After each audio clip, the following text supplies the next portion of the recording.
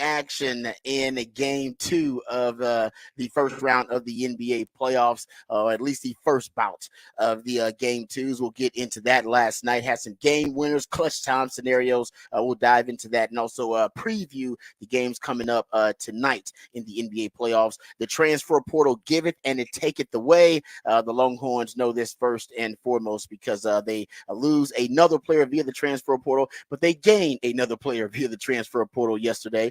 So we'll talk about that, tell you what the latest numbers are for Texas via the transfer portal. Adam Schefter has his latest NFL draft rumors. NFL draft starting up a little bit later on this week. So right up until Thursday, the first round of the NFL draft, Adam Schefter has some of tidbits, and nobody's more connected than him. So we'll get into it. We do have a movement in the NFL. There is a trade that happened. Zach Wilson finally traded to the Denver Broncos. We'll get into that and dive into it a little bit later on to show some NFL news, notes, and nuggets. Daniel Jeremiah, one of the top draft analysts, has his top 150 board out, just ranking his top 150 players heading into the NFL draft. We'll review that coming up next hour. Raj Rant of the Day, we'll talk about what could have been, what still may be in the new changing landscape of college football. Ross Dellinger has a really interesting, insightful piece that he wrote for Yahoo Sports about the Big Ten, the SEC, and the decision makers in college football, and what almost happened that could have changed the trajectory and the path of college football for the foreseeable future. It didn't, but it still could happen. We'll dive into that when we go into Raj Rant today. Also, we'll go behind the burnt orange curtain. More spring football discussion when we go behind the burnt orange curtain. That's what we'll talk about. We'll get into some of the conceptual signatures that I recognized in the spring game from Steve Sarkisian. So we're jam-packed as always. Also, we got all of your favorites. We got the big fat poll of the day. We also have off the record. We got who said that. We got what the facts. My man Patrick. Also, we'll get into your musically themed day of the week. So of course we're jam-packed. Let's not waste any time. Without further ado, let's introduce the real MVP, one of the hardest working members of the ARN family. He's got a hustler spirit, period. I'm not sure what he's paid, but I'm pretty damn sure that he's underpaid. Ain't no 401k for this hustler, and he's a hustle man of many talents. My friend, co-host, and neighbor is Patrick Davis, y'all. What's going on, Patrick? How you doing, brother? Doing good, doing good. Finally got some good games of basketball. The narrative, probably man, not what Adam Silver and the NBA wanted today, but some good games that happened last night in the Can't control NBA. that. Let me introduce you my co-host. He's a proud alumni of DBU. He's got more papers than Dunder Mifflin and watches more film than Siskel and Ebert. He is the new Rod Father of Austin Sports Radio, Mr. Rod Babers. I appreciate the intro as always. Yeah, you got a buzzer beater in that Denver game, which we'll get into, and the New York Philadelphia game was really good too. I mean, that was thrilling.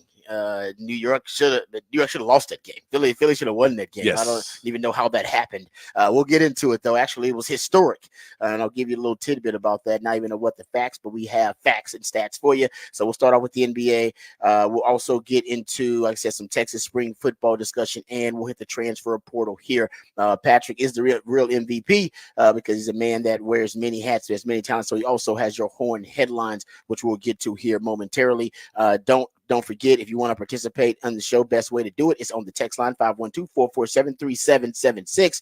We'll get to as many of those as we can as well. All right, let's not waste any time because we got a lot of NBA to get to, and we got to hit the transfer portal because a lot of news about Texas football in the transfer portal, and we got to hit that here. So let's dive into it. Patrick, take us away, update us, and educate us and inform us with the horn headlines of the day. All right, your horn headlines brought to you by Top Gun Rentals and Lawn Equipment. Texas baseball will look to close out their latest homestand with a win over UT Arlington tonight. Charlie Hurley gets the call as the starter. It will be his first start since March 20th, where he threw 5 innings against Air Force. Coach David Pierce will miss the game as part of a 2-game suspension for continuing to argue an ejection on Sunday. This will be the second to last midweek game of the season with only 4 Big 12 series left to play. In the NBA, the higher seeds once again took all 3 games, but unlike the weekend, there were some dramatic finishes. The Cavs handled the Magic 96-86 with help from a 16-point, 20-rebound double-double from Jared Allen to take a 2-0 lead in the series, while the Knicks were able to get a steal with 16 seconds to go in the game, and Dante DiVincenzo hit a 3 to take the lead and finish off the 76ers 104-101 in a hard-fought battle. And the Nuggets came back from down 20 points in the third quarter to steal a win from the Lakers 101-99 on a Jamal Murray jumper to push the series to 2-0 in favor of Denver. Tonight's game features the Suns and the Timberwolves, Pacers and the Bucks, and the Mavericks against the Clippers. In Major League Baseball, the Astros begin their series against the Cubs today with JP France to get the start. France is 0-2 on the season with a 7.08 ERA, trying to hold the Astros rotation together while they deal with a rash of injuries. And the Rangers begin their series with the Mariners, hoping to get some more help from Adolis Garcia, who is currently leading the American League in RBIs. The Rangers will send Dane Dunning to the mound in a 7 p.m. game with pregame beginning at 6:30 right here on the Horn. That is your Horn headlines. All right, thank you for the Horn headlines, Patrick. Yeah, and if you're the Lakers or any Lakers fan, man, you got to feel terrible about that game. You had it. It was yours. It was yours for the taking. And I'm going to just say, Murray was just lights out in the fourth quarter, and he started out the game terribly. He missed 13 of his first 16 shots, but he kept on shooting. And in the fourth quarter, he was 6 of 8, 14 points in the fourth quarter, finished with 20 points overall. But obviously none of those points bigger than the game-winning shots that he hit at the end. And he claims that he really didn't even see it because AD was in his face. AD was on his grill. He was able to get himself a little bit of wiggle room. And he faked like he was going to shoot the three-pointer. Then he went down, and it was a nice shot. But he claims that he said he didn't see most of it. He said he heard people yelling, and that's how he knew he hit the shot. Yeah, I mean, it would have been hard to not realize that you made that after they did it, and then you get swarmed by your team, and he said he heard screams, and that's how he's like, "Oh, I hit it. I must have hit it." That must have gone out. Yeah, it was to have it come down to that, and a 20-point lead. You cannot blow a 20-point lead like that, and it. You saw the issue that the Lakers have kind of had for most of the season, which is they got down and then they just have an aging group of superstars and LeBron and AD disappeared in the fourth quarter. He just wasn't really a factor in that fourth quarter. You had really, really hot shooting to start off the game from D'Angelo Russell. You knew that wasn't going to last as hot as he was.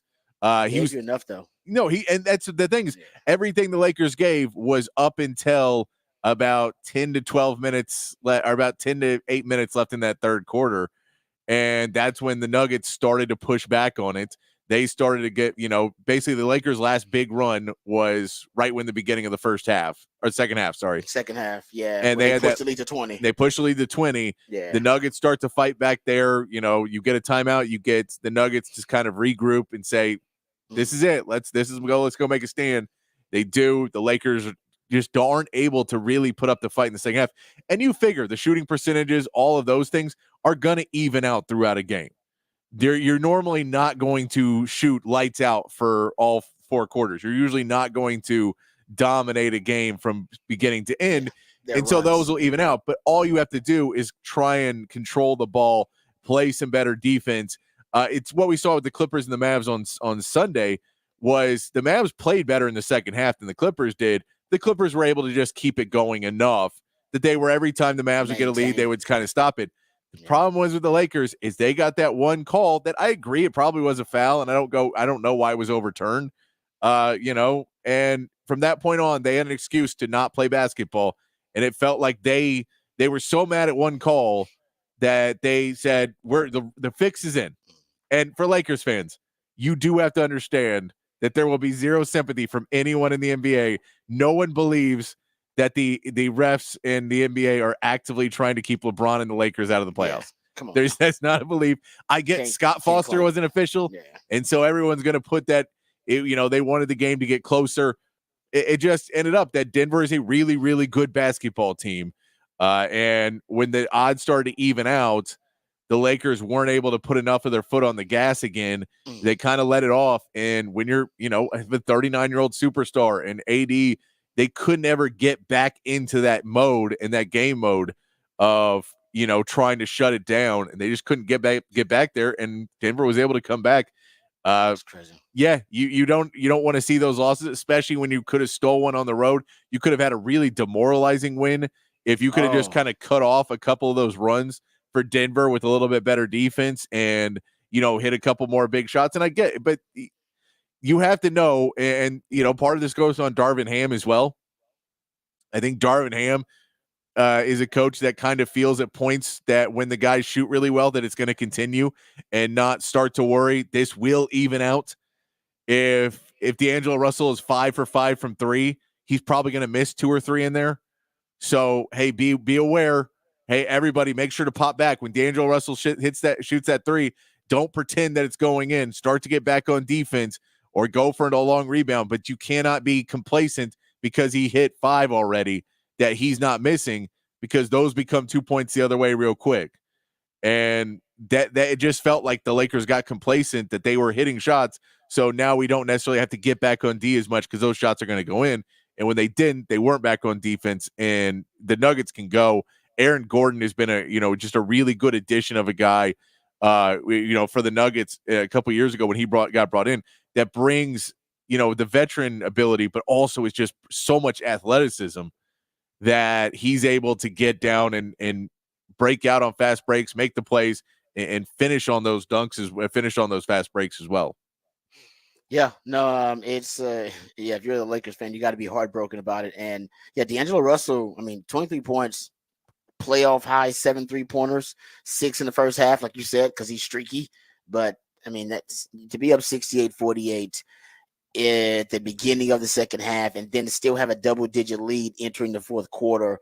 Even LeBron said a 20-point lead is not safe, but yeah, you got to find a way to close out that game if you're the Lakers. So I don't even know if the Lakers can recover. They could have been, like you said, a demoralizing loss for Denver and may have had a psychological effect on them. And now it's had the opposite effect. It's going to have a demoralizing effect on the Lakers to have a game where basically you're like, oh man, we definitely had that game and we played better than the Denver Nuggets that game, most of that game, and then basically lose it in the fourth quarter because Jamal Murray he just went off. He was unconscious in the fourth quarter, 14 points in clutch time, and of course hits the clutch game-winning shot against the Lakers too.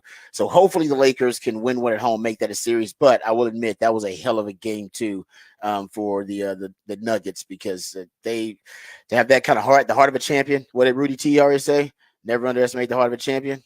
That was one of those. That was one of those clear examples of it. Yes. Everybody's kind of like, oh man, all right, the Lakers got one. They stole one on the road. That's what you kept thinking for most of the game, and it was like, no, really? Is it? No, it is. It's happening. And give Coach Malone credit too for not calling the timeout after LeBron missed that 3 and they were tied up. Well, everybody assumed he was going to call a timeout, and he's like, no. And if you see on that play, Jokic also, it appears, is waving off the timeout. Is he really? You can see Jokic waving his arms around like, do not call the timeout. It's a tie game. Let's get down the court. We got the momentum. Yeah, it's like, let's go. Not let them set up a defense and push us to overtime. And I think the Nuggets knew, it's like in overtime, as much we've been killing it, but we've been on 100% for the last 15, 16 minutes of gameplay to fight back in this game. Out of this hole. Yeah. And it's like, this is going to fade, again, when things even out, it's about to swing back the Lakers' way, and we don't want to go to overtime because I don't know if we have it in the tank. That's a good point. No, you're right. I didn't even realize that. That's great, man. That just shows you, that team is next level. They got coaches on the floor. Yeah, when Coach Malone was asked why, he said, we got to stop tie game. Why let them set? Because when they get set and they switch out everything, you might not even get the ball in bounds. So I want to make sure we could just flow into it and let our best players make plays. And that's exactly what Jamal Murray did. So dramatic win. And that's how you hope the rest of the playoffs going to play out in the first round. At least they're competitive, even if the higher seed team is winning, which seems to be the trend. At least you want the games to be competitive. And you had another one in the New York-Philadelphia game, which was also a thrilling game. How about this? So New York ends up winning. And once again, you talk about a dramatic fashion, basically. And I'll say this: Jalen Brunson once again had an off game. The Knicks come back and win. And here's the stat that I found. Hear about it, yeah, because the Knicks actually were down. They were down, trailing at least 5 points in the last 30 seconds, which seems improbable that you're going to be able to come back and win that game. It was just the 4th time in the play-by-play era, dating to the 96-97 season, a team won a playoff game after trailing by at least 5 points in the last 30 seconds, according to Sports Radar. The others included Miami's series-saving rally against San Antonio in Game 6. Sorry, Patrick. The 2013 NBA Finals. Golden State's overtime victory over New Orleans in Game 3 in 2015 en route to their first of 3 titles in 4 years. And Kobe Bryant's game winner to beat Phoenix in Game 4 of a first-round series in 2006. This is the 4th time that a team in a playoff game down at least 5 points in the last 30 seconds to come back and win it. I don't even remember what was that Reggie Miller thing. How many points was didn't Reggie do something freaky like that? Yeah, Reggie's done. Scored a bunch he of scored points a bunch like in the last like 60 seconds or something. Yeah, Reggie had one of those. I mean, T-Mac had one in the regular season against the Spurs. Yeah, it's a freaky thing that he did. Yeah, when they can rally off those points. But this one was, and look, if there's a team that wants to complain about the referees, I'm more on Philly's side than the Lakers. The Lakers was a call in the 3rd quarter that they're really mad about. Philadelphia, that the end of the play where I think it's Brunson who hits the shot, and then they inbound the ball, and Tyrese Maxey, and they're in a point, and it's always weird how these refereed, and it's just kind of a crapshoot how they call it. But you're under 24 seconds, you know that they have to foul, but they're trying to get the backcourt violation. They're trying to get Steeler backcourt violation. But they basically play it, I'm going to go as hard as I can. And if I get the foul, fine, because we have to foul anyway because it's under 24. They were able to do that against Maxey. They didn't get the call. It's borderline enough that the refs usually won't call it if you try and fall or if you go out of bounds or you do anything like that. The refs usually don't call that a foul. They won't give you anything of you trying to get out of the foul. You just have to basically get hit for a minute, and then they'll call it. But that's just how refs normally call that. Maxey goes to the ground, and by going to the ground, the refs don't call it because they say that that's him trying to get out of, basically trying to flop out of a situation where he is being fouled, but it's the last 20 seconds. Just a weird way the refs call that. It doesn't. I've never gotten it as a player, but I've seen it enough, and I've been a part of it that is just how it's called. Yeah. So when he hits the ground, they're able to get the ball back. DiVincenzo misses a 3, offensive rebound, hits the 3, and it puts him up. So there was a lot in that was, if you're a 76ers fan, it's hard to take when you say, well, if this was 2 minutes left in the game, that's definitely a foul, and Max is shooting free throws. But with 20 seconds left, it's no longer a foul. And it's just the way the refs normally call games. So I'm not saying it's a wrong call. It's just I get being more upset about that one because it was all we have to do is hold on to it there. We're shooting free throws. We're still up 2. And we had those 2 free throws. We're up 4. We win the game. So I get them being a little bit more upset about it. You still have to bounce back and you have to figure out what to do. The shot they got off at the end, they were completely discombobulated. I think they wanted to get a timeout, but they didn't take one. And Maxey kind of dribbled around and then threw it to Embiid, who looked like he was just wanted a timeout, and then realized there wasn't one, and there was 1 second he had to throw it at the basket. So it was just really a breakdown of Philadelphia where, 12 seconds earlier or 16 seconds earlier, something like that.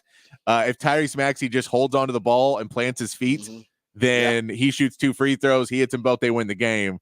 And all of a sudden, 8 seconds later, Embiid is throwing up a shot that he doesn't want to throw up to try and to win the game. It was a quick turnaround of life comes at you fast for the 76ers. And it just felt like they were not ready for that in that moment. Yeah, no, you're right. It was a downward spiral quick. And even though Jalen Brunson hadn't played well, I want to say he was like 8 of 29 in this game. He did hit that really clutch 3-pointer. And it was that big bounce around and went in, and then to make it 101-99. And then the circumstances that you're talking about just kind of went downhill fast for the 76ers, and the Knicks took advantage of it. And DiVincenzo, yes, Dante DiVincenzo. DiVincenzo hits the game-winning 3-pointer, and gets 2 shots at it, gets 2 chances at a game-winning 3-pointer, and hits the second one to make it 102-101. So and completes, like I said, historic. I gave you the stat, a historic comeback that, as Patrick just broke down to you, really takes a lot of bad luck, bad decision making, just kind of, for the 76ers, just kind of a worst case scenario situation that worked against him. And they of their own doing too, but usually you don't get comebacks like that. And I bet in all of those other three historic comebacks when a team is down at least 5 in the last 30 seconds, I bet what you described is probably something similar in all of those situations. Yeah, for the opposing team. Yeah, because it's infuriating. I've been called for travels when I used to play. That you get called for a travel when somebody, you're like, the guy literally took a full swing at my chest to try and knock the ball out, and I took a step back when he did it, and they go travel. You're like, come on, man. So I get it. That's just the way, but at every level of basketball, that's the way they call the game. In the last 20 seconds. It's not just basketball though. Football is called differently too in the last. But it's that specific play. Like that specific play when you inbound the ball and you have to get it past half court. If two guys double team you, they're basically allowed to foul you for about 3 seconds before they get the call. It's just a weird rule in basketball that they call it pretty consistently that way. Unless either that or they call it right away and you're shooting 2 free throws.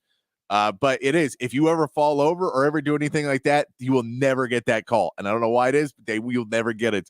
So for Maxey in that, you have to know in that moment, just huddle up with it for a second, let him foul you, call the timeout if you have to move to advance the ball to half court. I don't know if they had a timeout left. I know Embiid said he wanted one at the end. I didn't think they had one. I have to go back and look to see if they had a timeout left when it happened. But you can't allow them to get the ball back, and then you let them get an offensive rebound as well. There was just too many opportunities that Philadelphia had to get anything up. They're also only up 1, so you don't need to shoot a 3 like that. You can go and attack the basket, try and get a better shot, like Jamal Murray did in the Lakers in the Nuggets game, that he goes in and gets a much more high percentage shot than a 3-pointer, 3 feet behind the line of scrimmage. If Embiid cut more to the basket and could get a pass inside, that's just a higher percentage shot. So it's disappointing. There's plenty on to work on that. Nick Nurse is going to have plenty to cut out for him. If you want to give, a little bit more of why Doc Rivers always got in trouble, was basically those types of things is what people hated Doc Rivers for in the playoffs, was his team not being prepared for those moments. And I know that Doc Rivers used to be the coach of the 76ers, but he is no longer. And they still felt like that team that just wasn't ready in the big moments. Yeah, no, it's a good point. That certainly was the case. All right, let's talk Texas transfer portal. We'll get back to NBA playoff discussion a little bit later on the show. So Texas, the recipient of a transfer portal acquisition, as we all thought, they hosted Bill Norton on the Fort Acres, the Arizona defensive lineman, who does have a tie to Johnny Nansen, of course, because Johnny Nansen was the Arizona defensive coordinator when he was there. He was on campus for the Texas spring game, and it looks like whatever the Texas did during his time here, it worked because Bill Norton did commit to the University of Texas via the transfer portal. Sark said the day of the spring game in his post-spring game media availability, they needed big humans and they needed depth on the defensive line, big humans on the defensive line. They get one in Bill Norton. The most important thing about the acquisition of Bill Norton is the fact that he can be an A-gap disruptor. You need somebody that can play nose, and he can play nose tackle for you. 395 snaps played by Norton was split almost equally between the A gaps and the B gaps. And he's one of those guys that at 6'6", 325, he's one of those guys that really can play either one of those interior gaps for you. He can play multiple shades, but you don't have a player right now you can trust that's a dependable A-gap disruptor. He can be stout at the point of attack. He can anchor there and be the nose for you, at least to rotate with those guys so they can money ball that interior D-line. He's not the only one there targeting the other guys, but he's one. He's a graduate transfer, so he's got 1 year, but he was one they really needed. He's also a guy that transferred from Georgia to Arizona. So now you're going into the SEC also helped. And not only does he know Johnny Nansen's system, there's familiarity there, but also knows the culture of the SEC, which is a line of scrimmage league.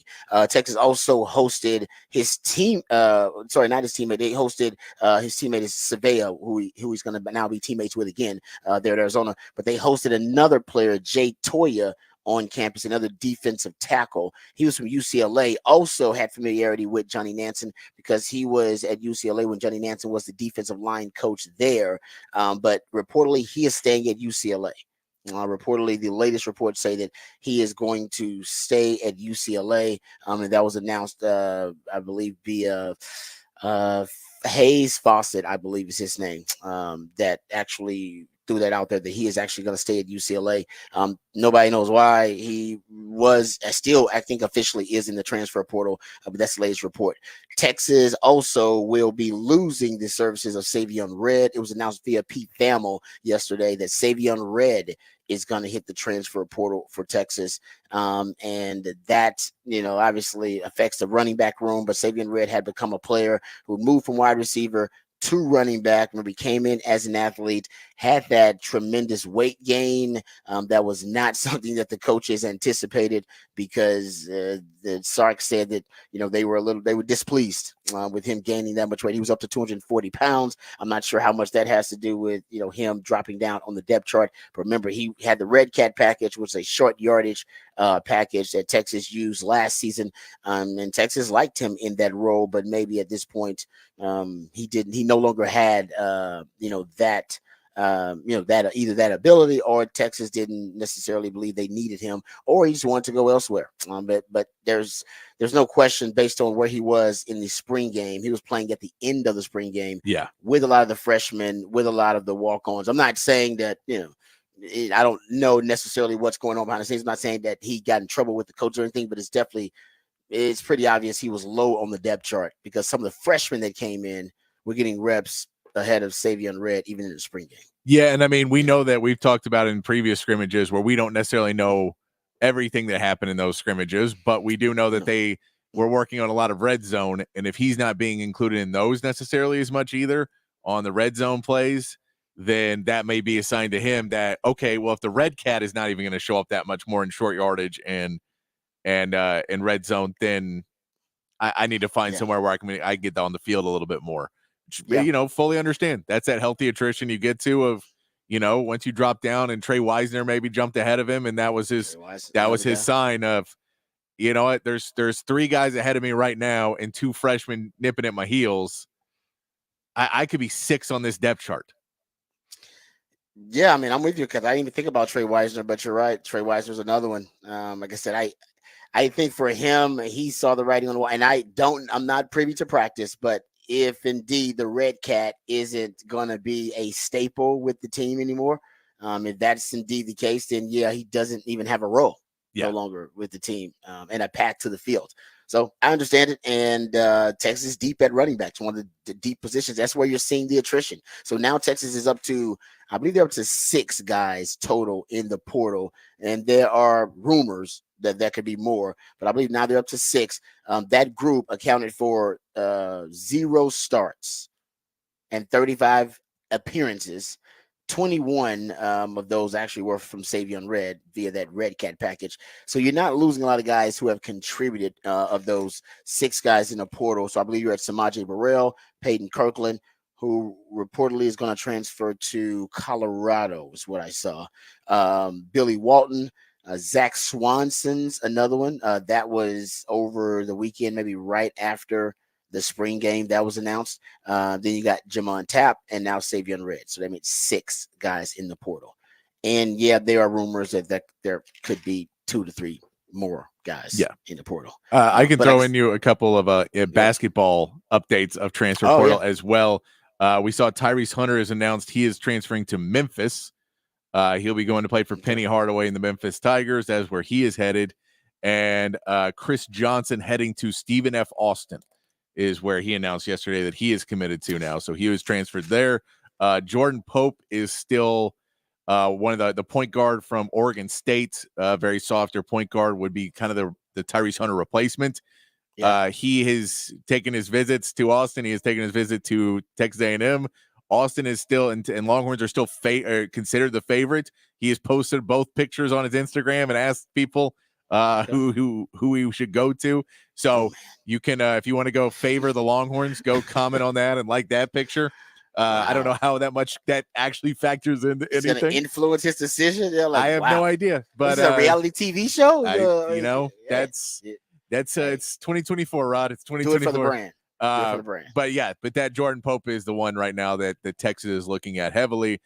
There's also a kid, I can't remember his name because it's someone hard to pronounce, from Air Force that they're also trying to recruit, who would basically fall into the role as a younger guy, 6'7", I believe, kind of plays a small forward, power forward role, is someone that they feel could probably fall into more. He would fall more into that what Zarek Onyema or Kendall Weaver did last season, coming in a little bit younger and not necessarily a huge part of the rotation this year, but could work his way into it depending on how he plays early in the season. But scores really well around the basket. So that's another guy they're looking at right now in the transfer portal.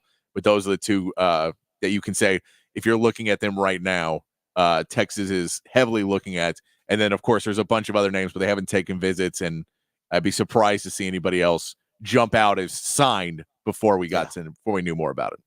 Okay. Yeah, good stuff there. All right, we come back. We'll go behind the burnt orange curtain. We'll talk about the Texas spring game a little bit more. Conceptual signatures that I noticed when I was charting the game.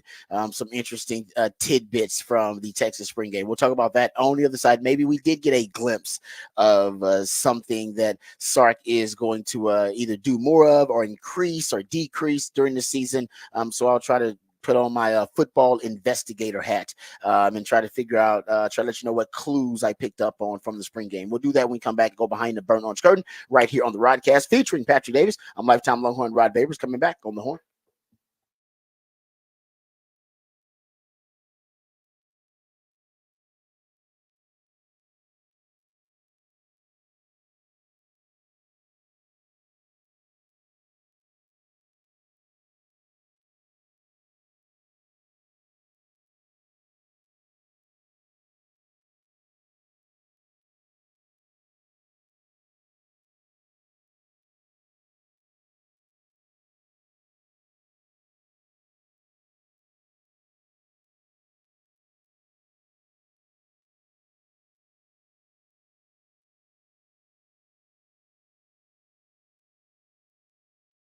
So, folks, lifetime Longhorn Rod Babers here. We know Austin is a great city, even with the traffic. It's still one of the best cities in the country. And as our city continues to grow and thrive, so do our friends over at Ironworkers Local Union 482. Many of the iconic landmarks that we love in this city were actually created and built by the hands and skilled craftsmanship of Ironworkers Local 482.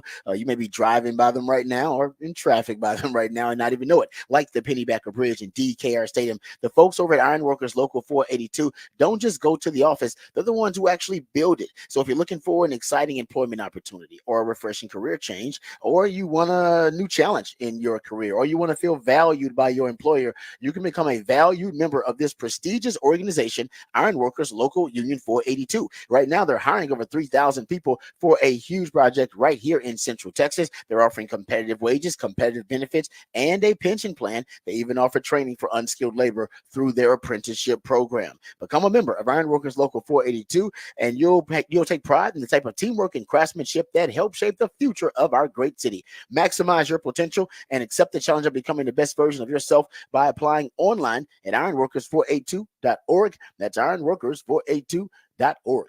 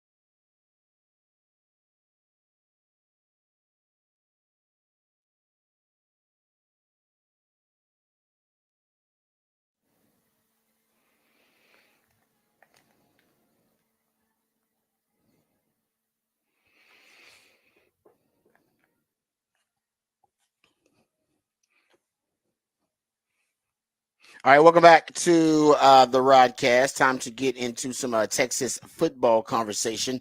I want to talk about just some of the things that I saw in the spring game from my notes. I'll get into a couple of the conceptual signatures that I saw, but I do think there are clues based on what we saw in the spring game as to what the Texas offense may look like, or and I'll do defense actually tomorrow because I'm gonna go back and rewatch the defense and go try to pick up on some patterns and see if there's any change. I want to see if there's a Johnny Nansen influence, him coming as the co-DC from Arizona. I think there will be. I think I did notice it, but I want to make sure I can chart it and document it.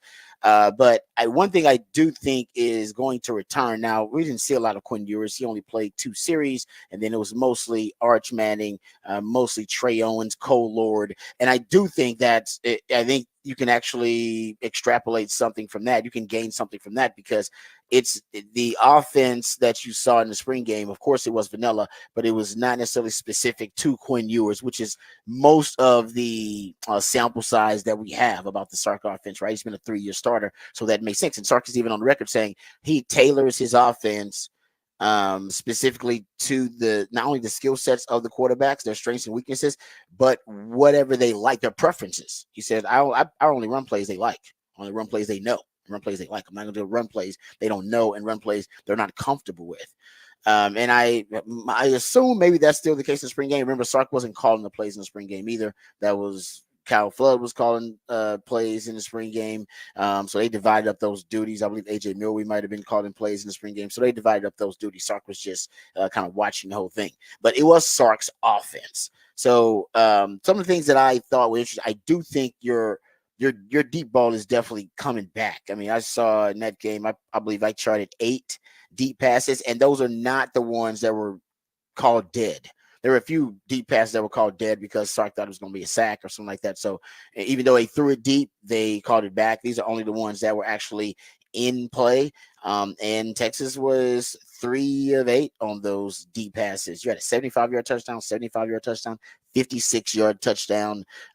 So I do think Sark's on the record for saying he wants the deep ball to come back.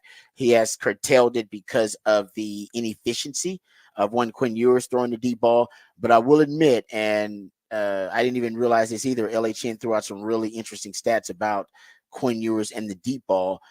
Quinn Ewers actually in the last 7 games as a starter, his deep ball has gotten a lot better. It was, I think, a weakness for him and I still think it's not a natural strength. But in his last 7 starts, his QBR on deep balls is 92. Prior to that, it was 23. His completion percentage is up to 43% in the last 7 starts on passes 20 yards or more through the air. It was 24%, 14.8 yards per attempt as opposed to 7.9. 25% off target rate in the last 7 starts throwing the deep ball as opposed to 44%. So it wasn't him, of course, because Quinn didn't play that much, but just watching Trey Owens, just watching Arch out there, I mean, they were letting it loose. Both of those guys, I think, actually are better natural deep ball throwers than Quinn Ewers. They don't have better arms necessarily than Quinn, but I do think they have some guys have a better natural deep ball, and I think they have better natural deep balls. And that was on display. It was pretty obvious, but that's going to come back in Sark's offense, and I think it's going to come back this year because he's also got to prove, Patrick, to the scouts that Quinn can throw the deep ball. That's considered a flaw in his game, and Sark wants to shatter that narrative too, for Quinn's sake. Yeah, I mean, I think it's something that he's realized with Quinn, that there is a certain point where he kind of runs into a wall of growing during the regular season. So you can kind of try and put new things into him, but then at a certain point, we've seen that wall hit for Quinn Ewers.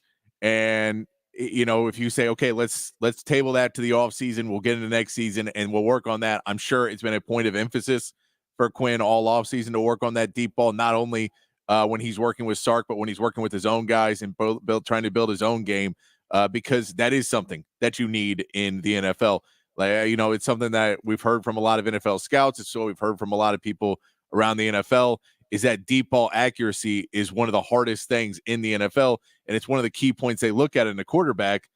And because there's a lot of guys who can make a lot of other throws.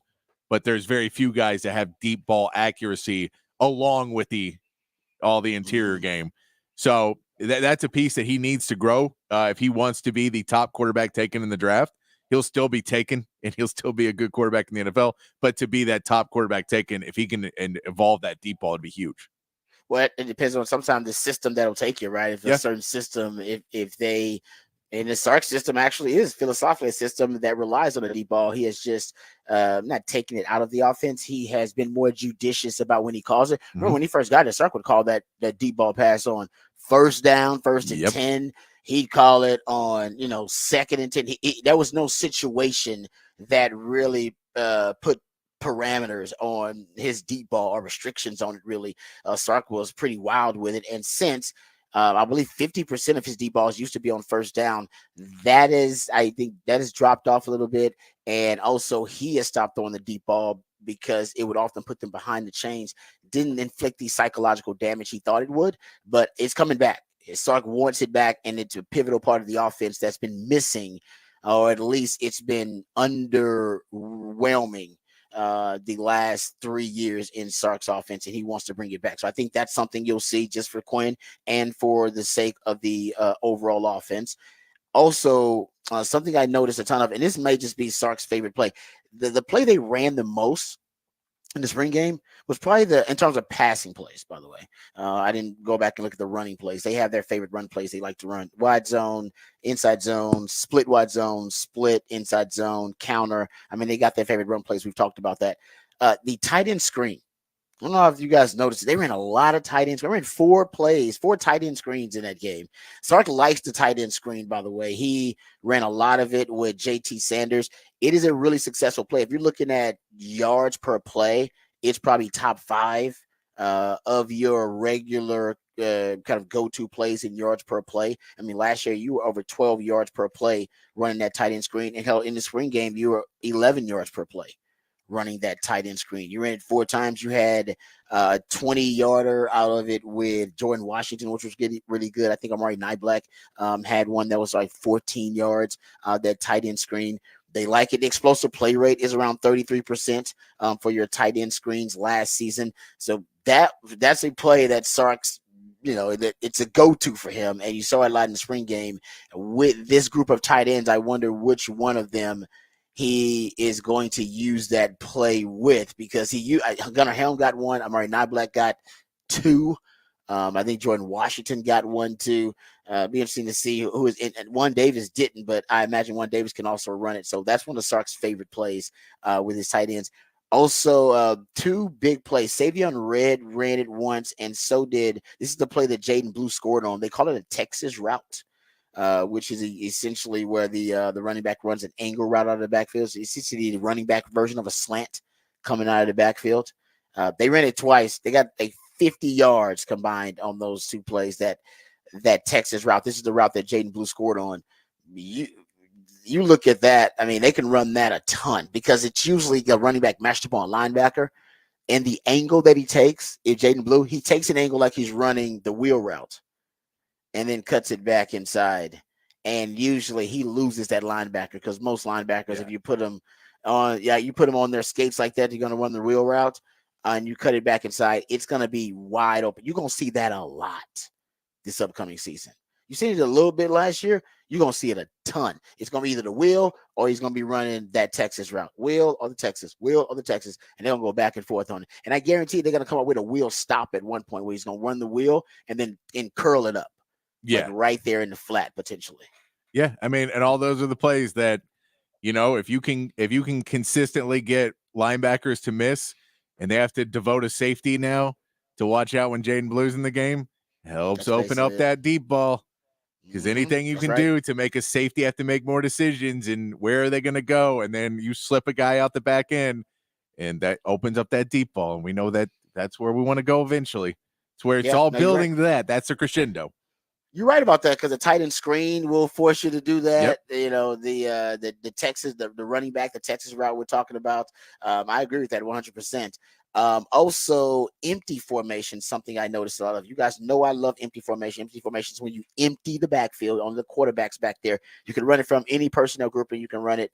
You can go empty to start out, or you can start out in regular 11 personnel, one back in the backfield, and you can motion to empty. Or you can reload, as they say, and Sark likes to do that too, where you start out in empty and then you motion a running back into the backfield, and they call that reloading the backfield. They did a lot of empty. I believe I counted 6 plays of empty in the in the spring game, and 66% completion percentage, damn near 67. You're at 9.5 yards per attempt. You did have 2 explosive plays out of that empty formation. So I think they want to run more of it. What I have charted with Quinn is, it's weird. Quinn's great, but he's in out of empty formation. He almost panics and he doesn't feel really well. Doesn't get the ball out really well. Holds on to the ball too often in empty formation. And what I've tracked, even going back to Sam Ellinger's time, empty formation, usually the sack rates will drop out of empty. Why? Because you're getting rid of the ball so quickly. You got 5 receivers out there in routes. You're getting rid of the ball really quickly. Even if they want to blitz you, it cleans up your picture. The defense can't disguise. They have to get to their alignment and assignment. And with Quinn, he takes a lot of sacks in empty. Even the last 3 games of the season, or say take 3 out of the last 4 games of the season, he took 3 sacks in empty formation, which is really high. Like I said, sack rates usually drop out of empty formation. And I've noticed that about Quinn. Now, he's better at it. Even in the Sugar Bowl against Washington, he had 80% completion percentage out of empty formation. Matter of fact, the last 2 games against Washington, it is definitely something conceptually that just works, matches up well against Washington's defense. Quinn in empty formation, 87% completion percentage out of empty formation versus Washington last 2 games he played them. He and third. How about this? If you go look at the explosive play rate, you're looking at damn near 30% explosive play rate out of empty formation. 5 explosive plays in the last 2 games you played against them when you run empty formation. So it definitely works against Washington. They should have run more of it last year. They should have run more of it the year prior in the Alamo Bowl when they played Washington. But I digress. He's getting better at it. Arch seems to be naturally good at it because Arch is efficient. He's efficient in the pocket with his movements. He's efficient getting the ball out on time. He's efficient with his mechanics, and he's a lot more efficient. He's a Manning than Quinn is, and I think that'll help him in empty formation be able to get the ball out on time and, of course, avoid sacks and avoid pressure, which Quinn doesn't do. So Sark wants to use more of it. I think, once again, he has tailored the offense to what Quinn's good at. Quinn's getting better at it. Arch is naturally good at it. I think Trey Owens might be better at it just because they just, in that situation, they feel the pressure a little bit better than Quinn does. And that's just a spring game, but that's another thing I think Sark wants to run more of, and you could see more of it, especially with guys like Jaden Blue, getting him matched up on linebackers in empty formation. You could see more Amari Niblack, basically a receiver as a tight end, getting him matched up. You could see more of it if Quinn gets better at it, which I think he is based on what I've tracked. All right, we come back. We got the big fat poll of the day on the other side and your musically themed day of the week. All of that and more right here when we return on the Rodcast featuring Patrick Davis. I'm Mike Tom Longhorn. Rod Babers coming back on the horn.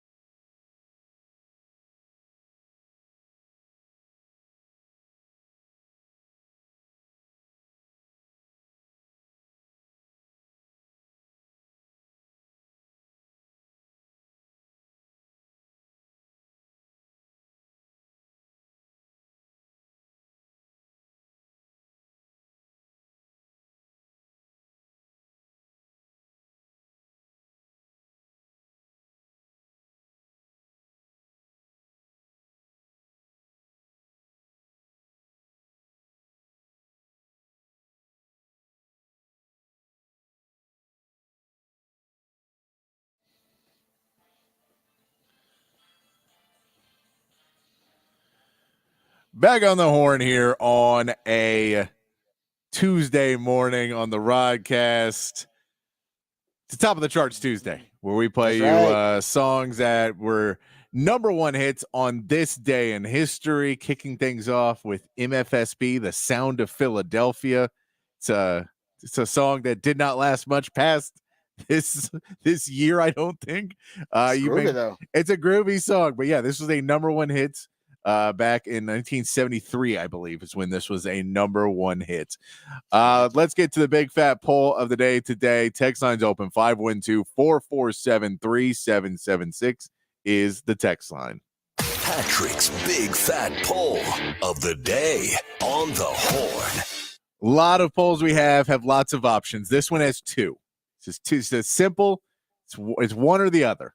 Okay. But since the NFL draft is coming up on Thursday, will be round one. We are right around the corner from the NFL draft, and we have seen conflicting mock drafts and different rankings of who the best wide receivers are. Question of the day: which Longhorn wide receiver will go first in the NFL draft? Which wide receiver? Is it Xavier Worthy or is it A.D. Mitchell? Which one is going to go first? We've seen A.D. Mitchell was leading the way for a lot of the mock drafts and a lot of the talk. Then Xavier Worthy started to creep up in those. He had fallen down. Now he's creeped back up in a lot of those. Some people saying that Xavier Worthy is going to go first. Someone's going to go for him because of the speed, because they've seen what he can do. And A.D. Mitchell, we knew we've all heard our incorrect reports, but the talks of that his work on plays what we do know is that his work on plays that he was not necessarily the target on was not always up to par, that his blocking, maybe he was not the most enthusiastic blocker. Some of those things maybe pushes him back down. Now I think they're both first round picks, but the question is which one of them will go first, Xavier Worthy or A.D. Mitchell? Let us know on the text line 512-447-3776. Yeah, I'm not sure. Everybody has someone different they like. Mel Kiper lately has liked Xavier Worthy over A.D. Mitchell. I know Steve Smith has, and Steve Smith does a good job ranking receivers, being a great one himself. He has Xavier Worthy over A.D. Mitchell. But I know like Darren Jeremiah has A.D. Mitchell over Xavier Worthy. I think Dane Brugler also has A.D. Mitchell over Xavier Worthy. So it really is a preference thing. I think it's just whoever you prefer. They're really close at the basically tail end of the the first round. When you start look anywhere from 25, mid-20s to the end of the first round. The first round is where I've seen both of those guys mocked in. Since Xavier Worthy set the 40-yard dash record, I've seen him mocked ahead of A.D. Mitchell. Prior to that, I didn't see many, if any, mock drafts that had Xavier Worthy over A.D. Mitchell. After the combine, I would say half, at least half, if not more, have Xavier Worthy over A.D. Mitchell. So I think people just went back to the film. They thought A.D. Mitchell's, he's a better wide receiver prospect, and then they went back to the film, and what they found is the same thing I found. Because, I'll get into this when we get close to the draft, but history tells you not to invest a first round pick in Xavier Worthy.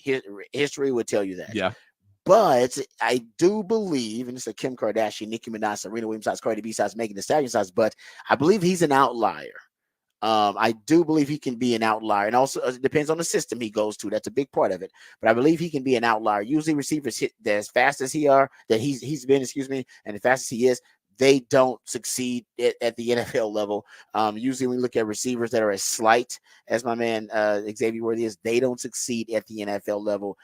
But I think he is a great football player that happens to have world-class speed. And most of the other examples, comparisons they're going to make for him, they're guys with world-class speed who happen to play football. Yeah. And I think he's a football player first with world-class speed. Now, that is extremely rare. That is very rare. Usually world-class speedsters are just that. And then they decide, hey, man, you know what? You can play football with that world-class speed. All right, you know what? I'll do it because it serves a purpose. Now with Xavier Worthy, man, I think he's a football player first. And I think he's going to prove that. And that's what I think he proved when people went back to the film after seeing the 40 and win. He does play fast, too. And he actually on the football field, his speed translates, but it translates into football plays, not just plays where he's burning, kind of burning away and taking the top off of defense all the time consistently. So yeah, I mean, it depends on your preference. It depends on your preference, but it depends on the team's preferences for what our poll is of who will be taken first. Not who do you have first, who it will be taken first in the draft, because it is. But these are the conversations that they're having. Yeah, exactly. In the green room. You know what I mean? These are the conversations they're having in their draft rooms and their war rooms. They're having these conversations like, hey man, I like this guy for this reason, that reason. So yeah, I mean, I right now I really don't have an answer. I think the NFL will probably take A.D. Mitchell over Xavier Worthy, but man, that speed, that's what I think shoots you up draft boards. And he's the fastest guy in the history of the combine. I know some teams are going to fall in love. Matter of fact, we have a draft report about a team that's in love with him right now. There you go. We'll get into that on the other side. So, no, good question there. It always sparks an interesting conversation. Who's going to be taken first, A.D. Mitchell or Xavier Worthy? That's good. I'll give it some thought. We'll talk about that more on the other side. But the text line wide open for that conversation, 512-447-3776. We come back. We will have some NFL discussion. Zach Wilson traded. We'll get into that story. Also, the top 150 prospects coming out in this draft based on Daniel Jeremiah's big board, a really, really big board. We'll dive into that story too a little bit. And we'll also get into Adam Schefter's NFL draft rumors. Apparently he's made a lot of calls and he's got some inside information about what may go down during the NFL draft. And we will talk about that as well. So lots of NFL news, notes, and nuggets on the other side on the Rodcast featuring Patrick Davis. I'm lifetime Longhorn Rod Babers coming back on the horn.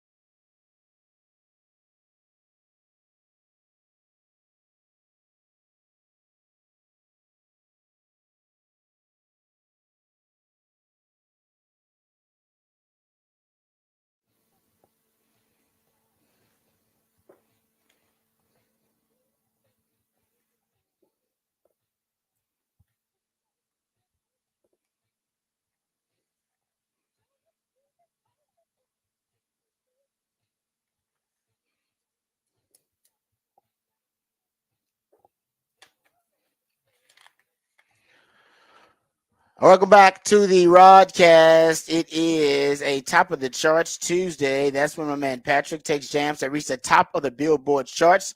We jam those top of the Billboard charts jams on the top of the charts Tuesday. And nothing wrong with a little Prince. I like that. That's a jam right there. Way to get the top of the charts Tuesday started. Thanks to my man Patrick, the Ideallionaire. We appreciate all of his efforts, energy, and creativity. Also, he brings that same energy to the big fat poll of the day, which is up already. Patrick, let the folks know what the topic of the big fat poll of the day is. Big fat poll today. Which Longhorn wide receiver will go first in the draft? Is it A.D. Mitchell or is it Xavier Worthy?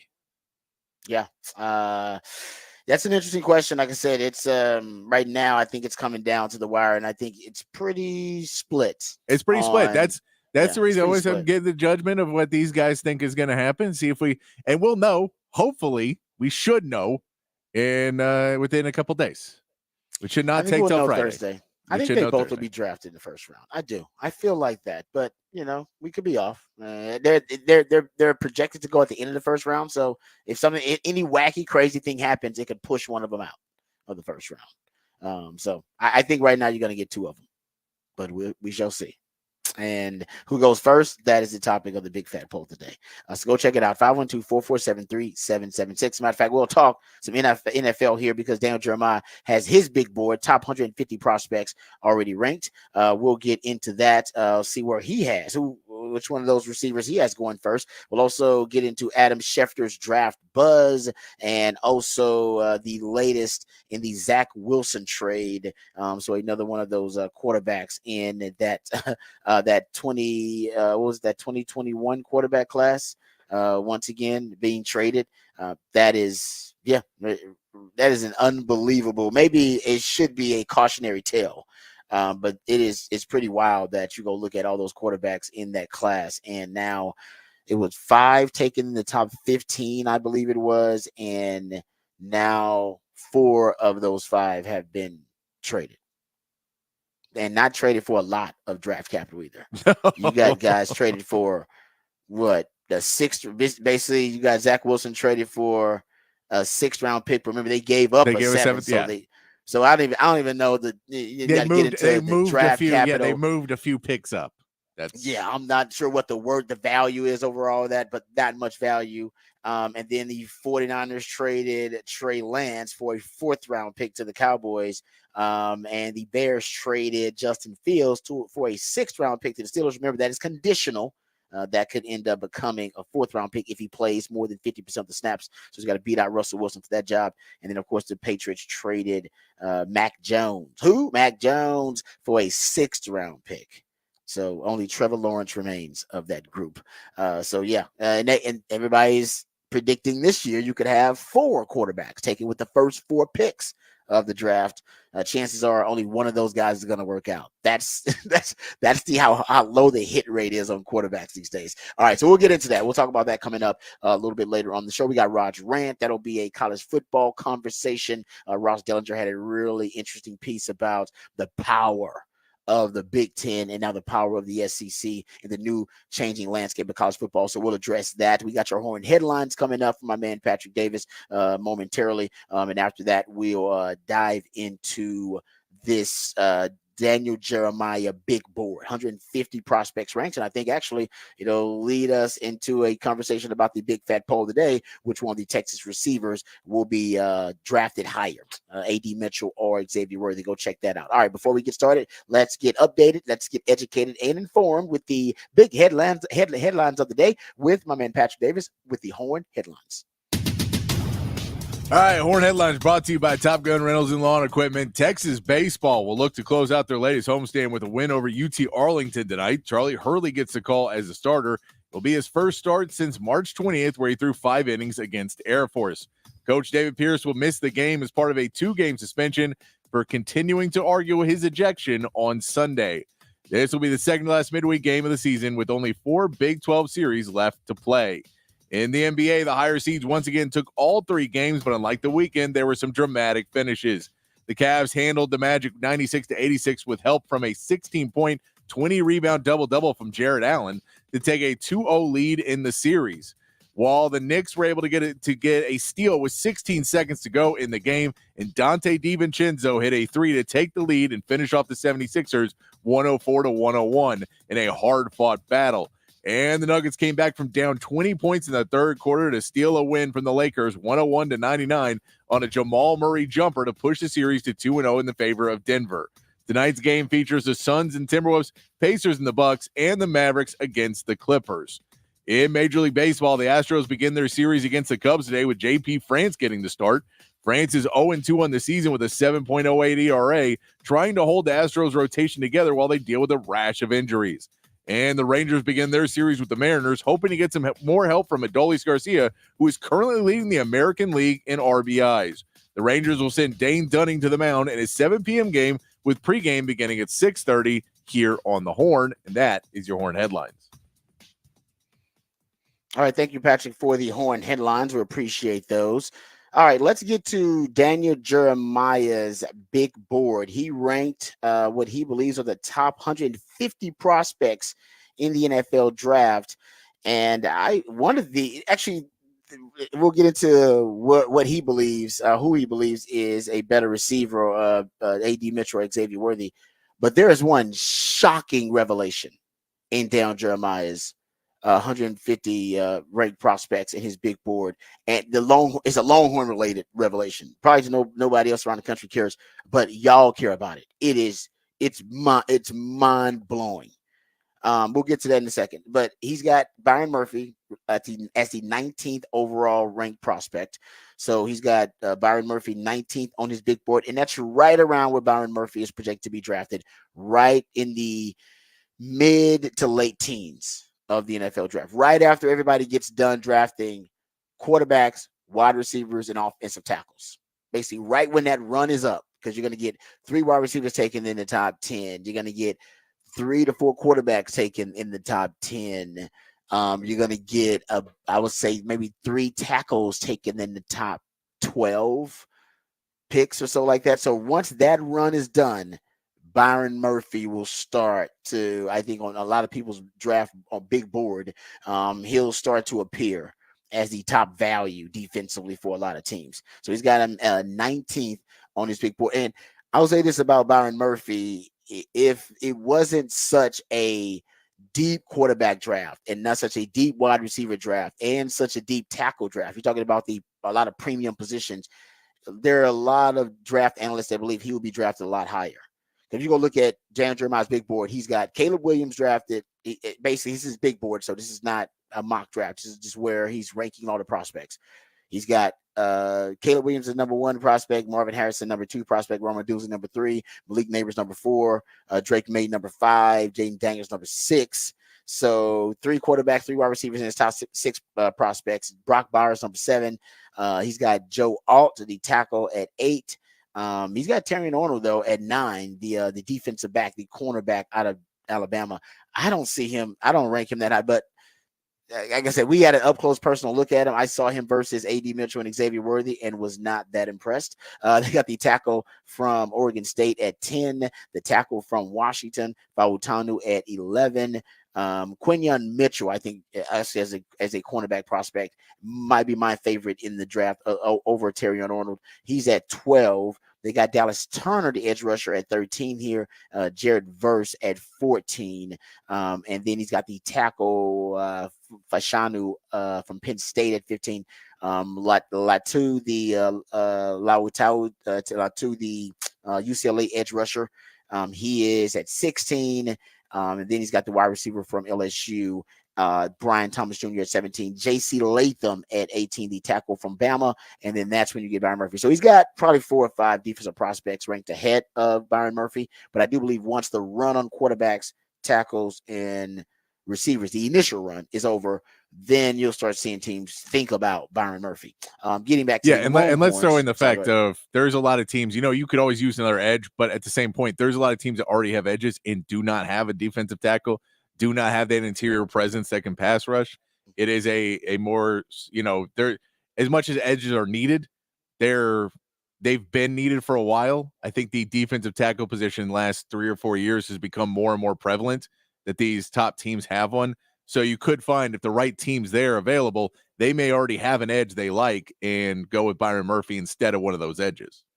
Yeah, no, I think teams will think about drafting Byron Murphy a little bit earlier than he's got him slotted, just because he is the top D tackle on the board, and a pass rushing D tackle as well as a run stuffer too. He's got A.D. Mitchell as the second highest ranked Longhorn on his top 150 big board. He's got A.D. Mitchell at 27. On his big board, which is right around where they have these two Longhorn receivers, middle to late 20s, to middle, basically the mid to late 20s, or even, of course, the back end of the first round. They got A.D. Mitchell 27. I believe that's why Buffalo is the really popular mock spot for him, because they're right at, 28, I believe, somewhere around there. Perfect spot. For him too, because they need receivers in Buffalo. They just let all their receivers go or traded their receivers. Xavier Worthy, to your question, Patrick, they have him going 31. So Daniel Jeremiah is a fan of A.D. Mitchell over Xavier Worthy, or at least on his big board. He's got Xavier Worthy the 31st ranked prospect. That would put him right near where the Chiefs are drafting, obviously last in the first round.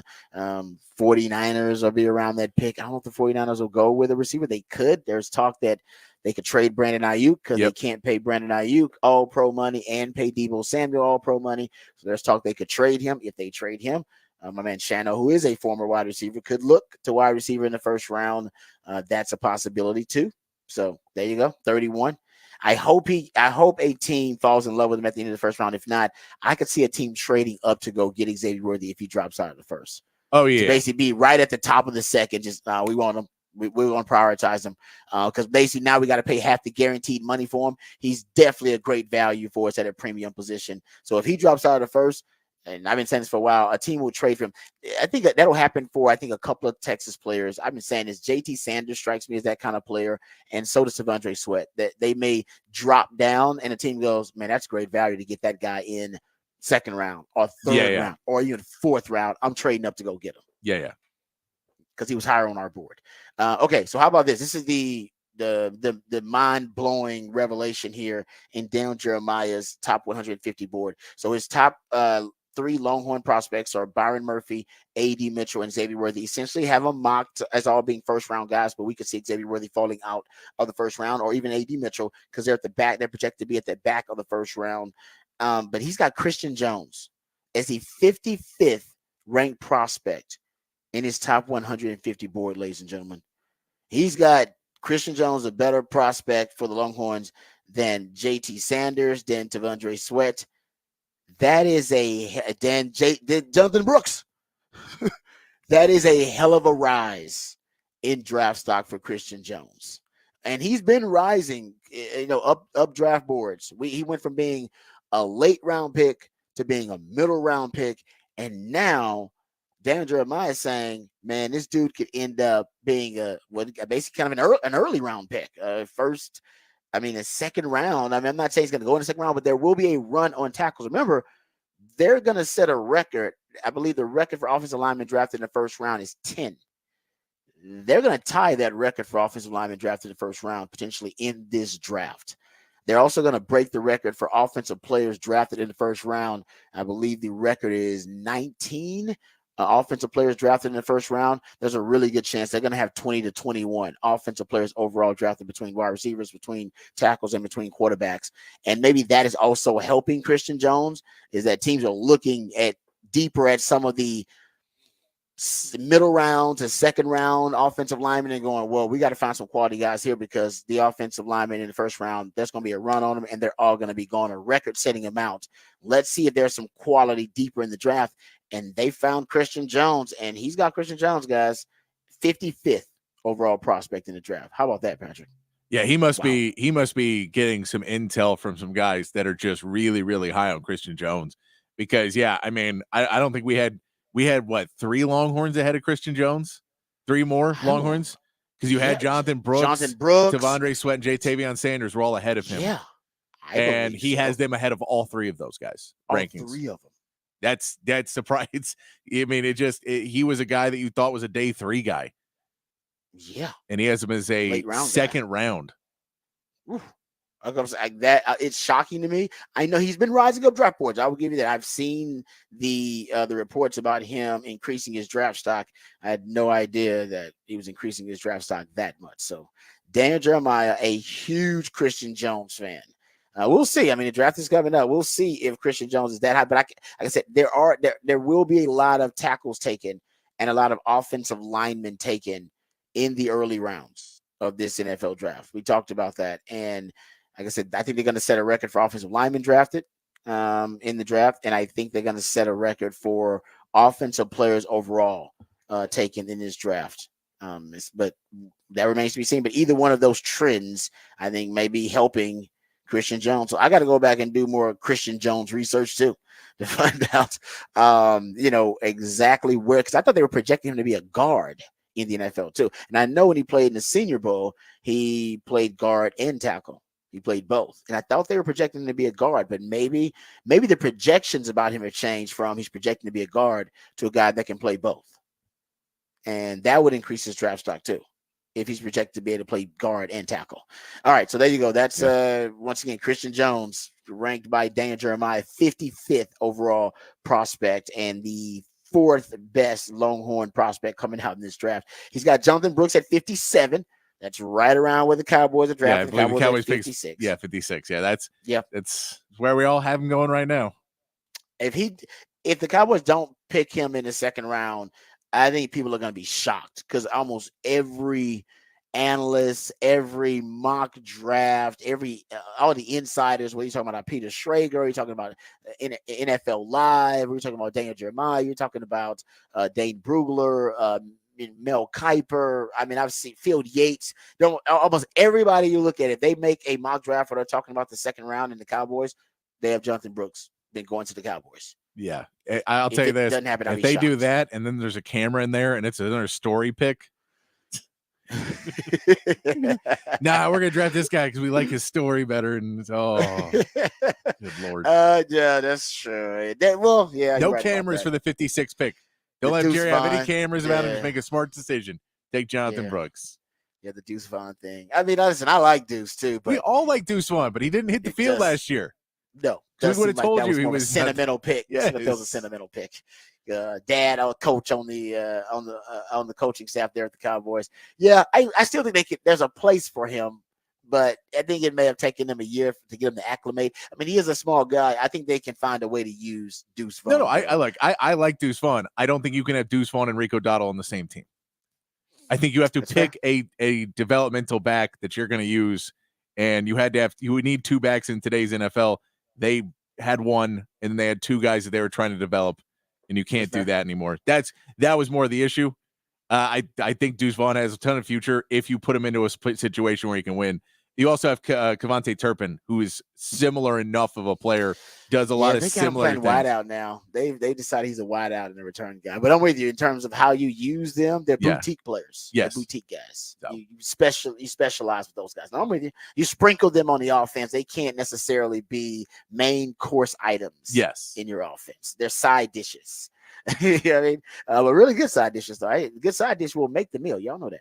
Good mac and cheese, good mashed potatoes with some brown gravy. All right, anyway, got to make myself hungry. All right, he also has JT Sanders here as his 70th overall prospect on his 150 prospect big board.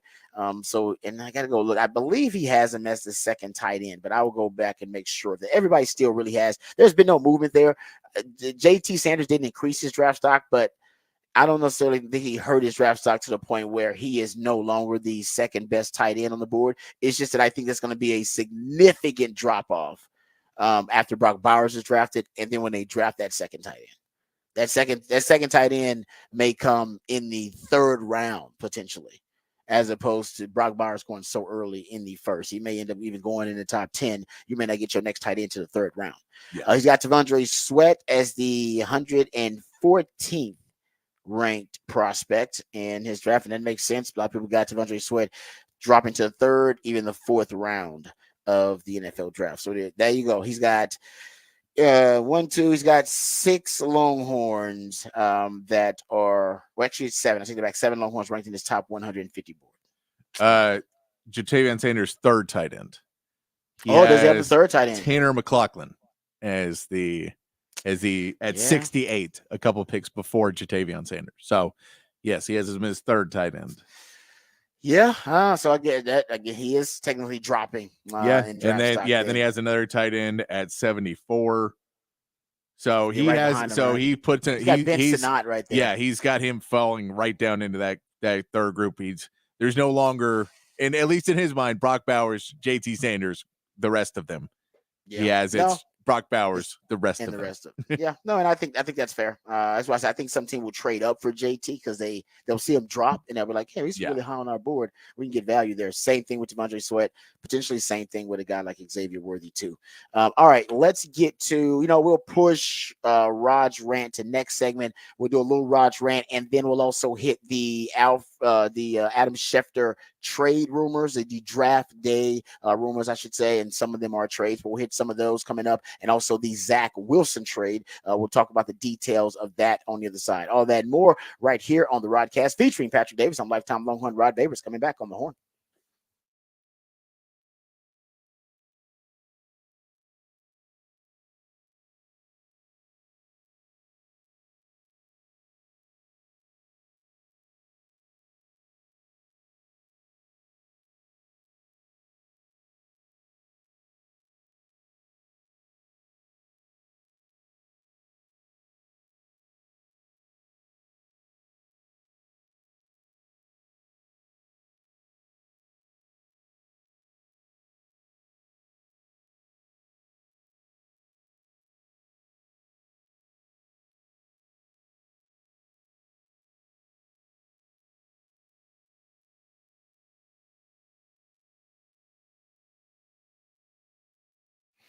Hey, what's up, folks? Lifetime Longhorn Rod Babers here. I got to tell you, I am more than satisfied with my friends over at Callahan's General Store and what they've helped me do with my yard. It was in terrible shape, got to admit to you. Had a lot of weeds growing in the yard, had a lot of brown patches in the yard. Thanks to my friends over at Callahan's General Store. That is no longer the case. Now, it was a process, and it'll be a process for you, but they can walk you through every step of that process to make sure that your yard is in golf course condition, to make sure that it is beautiful, that it is lush, that it is green, and you want to make sure you're, you want to be in that yard of the month club, all right? Where everybody goes by, walks by your yard, and they're envious of it. And my friends over at Callahan's General Store, they can help you with that process. Now, first, they're going to ask you to put down the pre-emergent. You can find that over at Callahan's General Store. That's to kill the weeds initially, and they have the barricade product from Nitro Falls, other products there for you as well. And once you put down the pre-emergence, that'll kill some of the weeds initially. Then you need more. You need that weed and feed down there. Apply that. That's going to kill more of the weeds, your crabgrass and the dandelions. It's also going to start feeding that real good grass, feeding that healthy grass, giving it a chance. And then after you do that, you can start adding your Bermuda seed to all those brown patches that have been damaged by sun or damaged by bad weather, or extreme cold. They got the fertilizer. They have the amendments, the bags of soil, all those things you need to make sure your lawn is back in beautiful, lush, and healthy looking condition. They have that at Callahan's General Store. They also have the know-how, the expertise. You can really pick their brain about what products will work best for you, what you've tried already, what you need to troubleshoot, and they'll help you find the best solution for you and for your yard. If you also have that green thumb, you're starting to plant those seedling vegetables, they have all that at Callahan's as well. Peppers, tomatoes, melons, and other plants as well. So they have your weekly variety of seedling vegetables for your gardens. And they also have trees, your fruit trees, and your pecan trees, if you're ready to plant those. So much there for you at Callahan's General Store. It's a one-stop shop. You know where it is, between downtown and the airport, 501 Bastrop Highway. Every day is a great day to make it a Callahan's Day.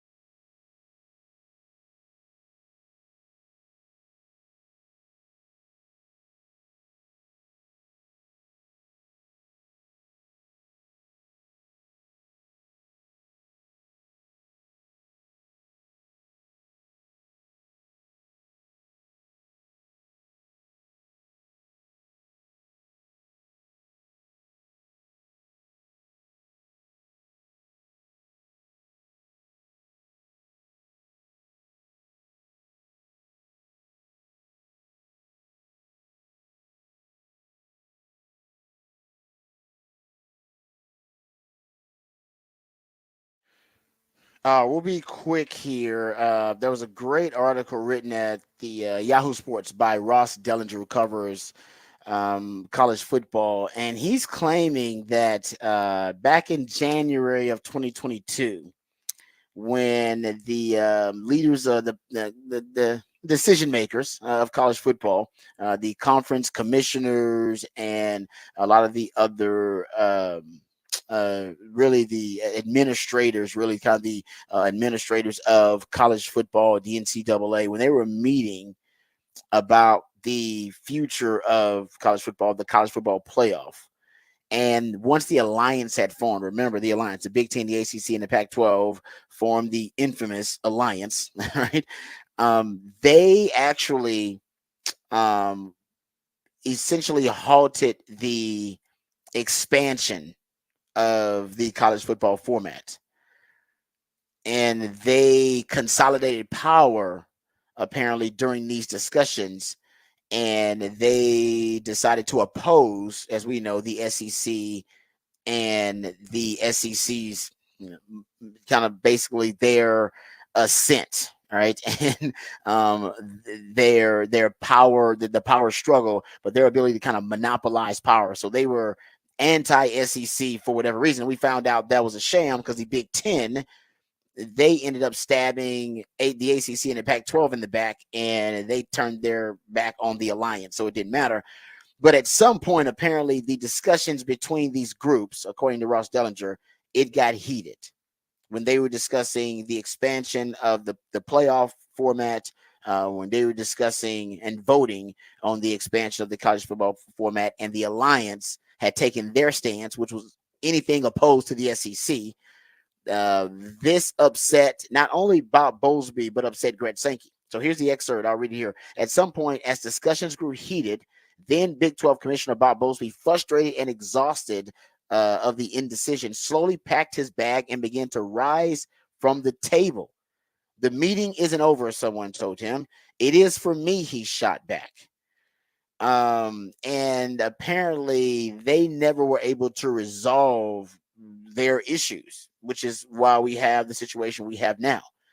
And when Greg Sankey was asked after those very tense meetings if he was prepared to play hardball and leave the college football playoff, just leave basically the SEC operating separately from the college football playoff, he said absolutely. When we ended that set of meetings in January 2022 without a decision, I was clear. If you are going to walk away from this opportunity, we are going to reevaluate our position on format, revenue sharing, and governance. People called me after the latest deal and said, why did you take a hard line? Why did you put us in this position? I said, you guys walked away from the deal. This is Greg Sankey, SEC commissioner. And now the new deal that they have, which we have talked about, right? The revenue distribution, Big Ten, SEC get 29% of the college football playoff revenue of the $1.3 billion share. The ACC gets 17% and the Big 12 gets 14% to be distributed. And the group of five, the 64 group of five teams, they get about 9% total. Of course, the SEC and the Big Ten, they get the majority, the lion's share here. And the previous revenue structure, the one that apparently that they were discussing in January of 2022, where the discussions got so tense that the alliance, the Big Ten, the ACC, and Pac-12 at the time were opposed to the SEC. And then Bob Bowlesby was so upset representing the Big 12 that he got up and left the negotiations. In that previous revenue sharing structure that they were presenting, the power conferences split evenly everything 80% of the college football playoff revenue. They would just split everything 80%. The power conferences, meaning the Power Five at the time. There was a Power Five then. There isn't anymore. There's a Power Four. And the group of five schools would receive about 19% revenue of the revenue.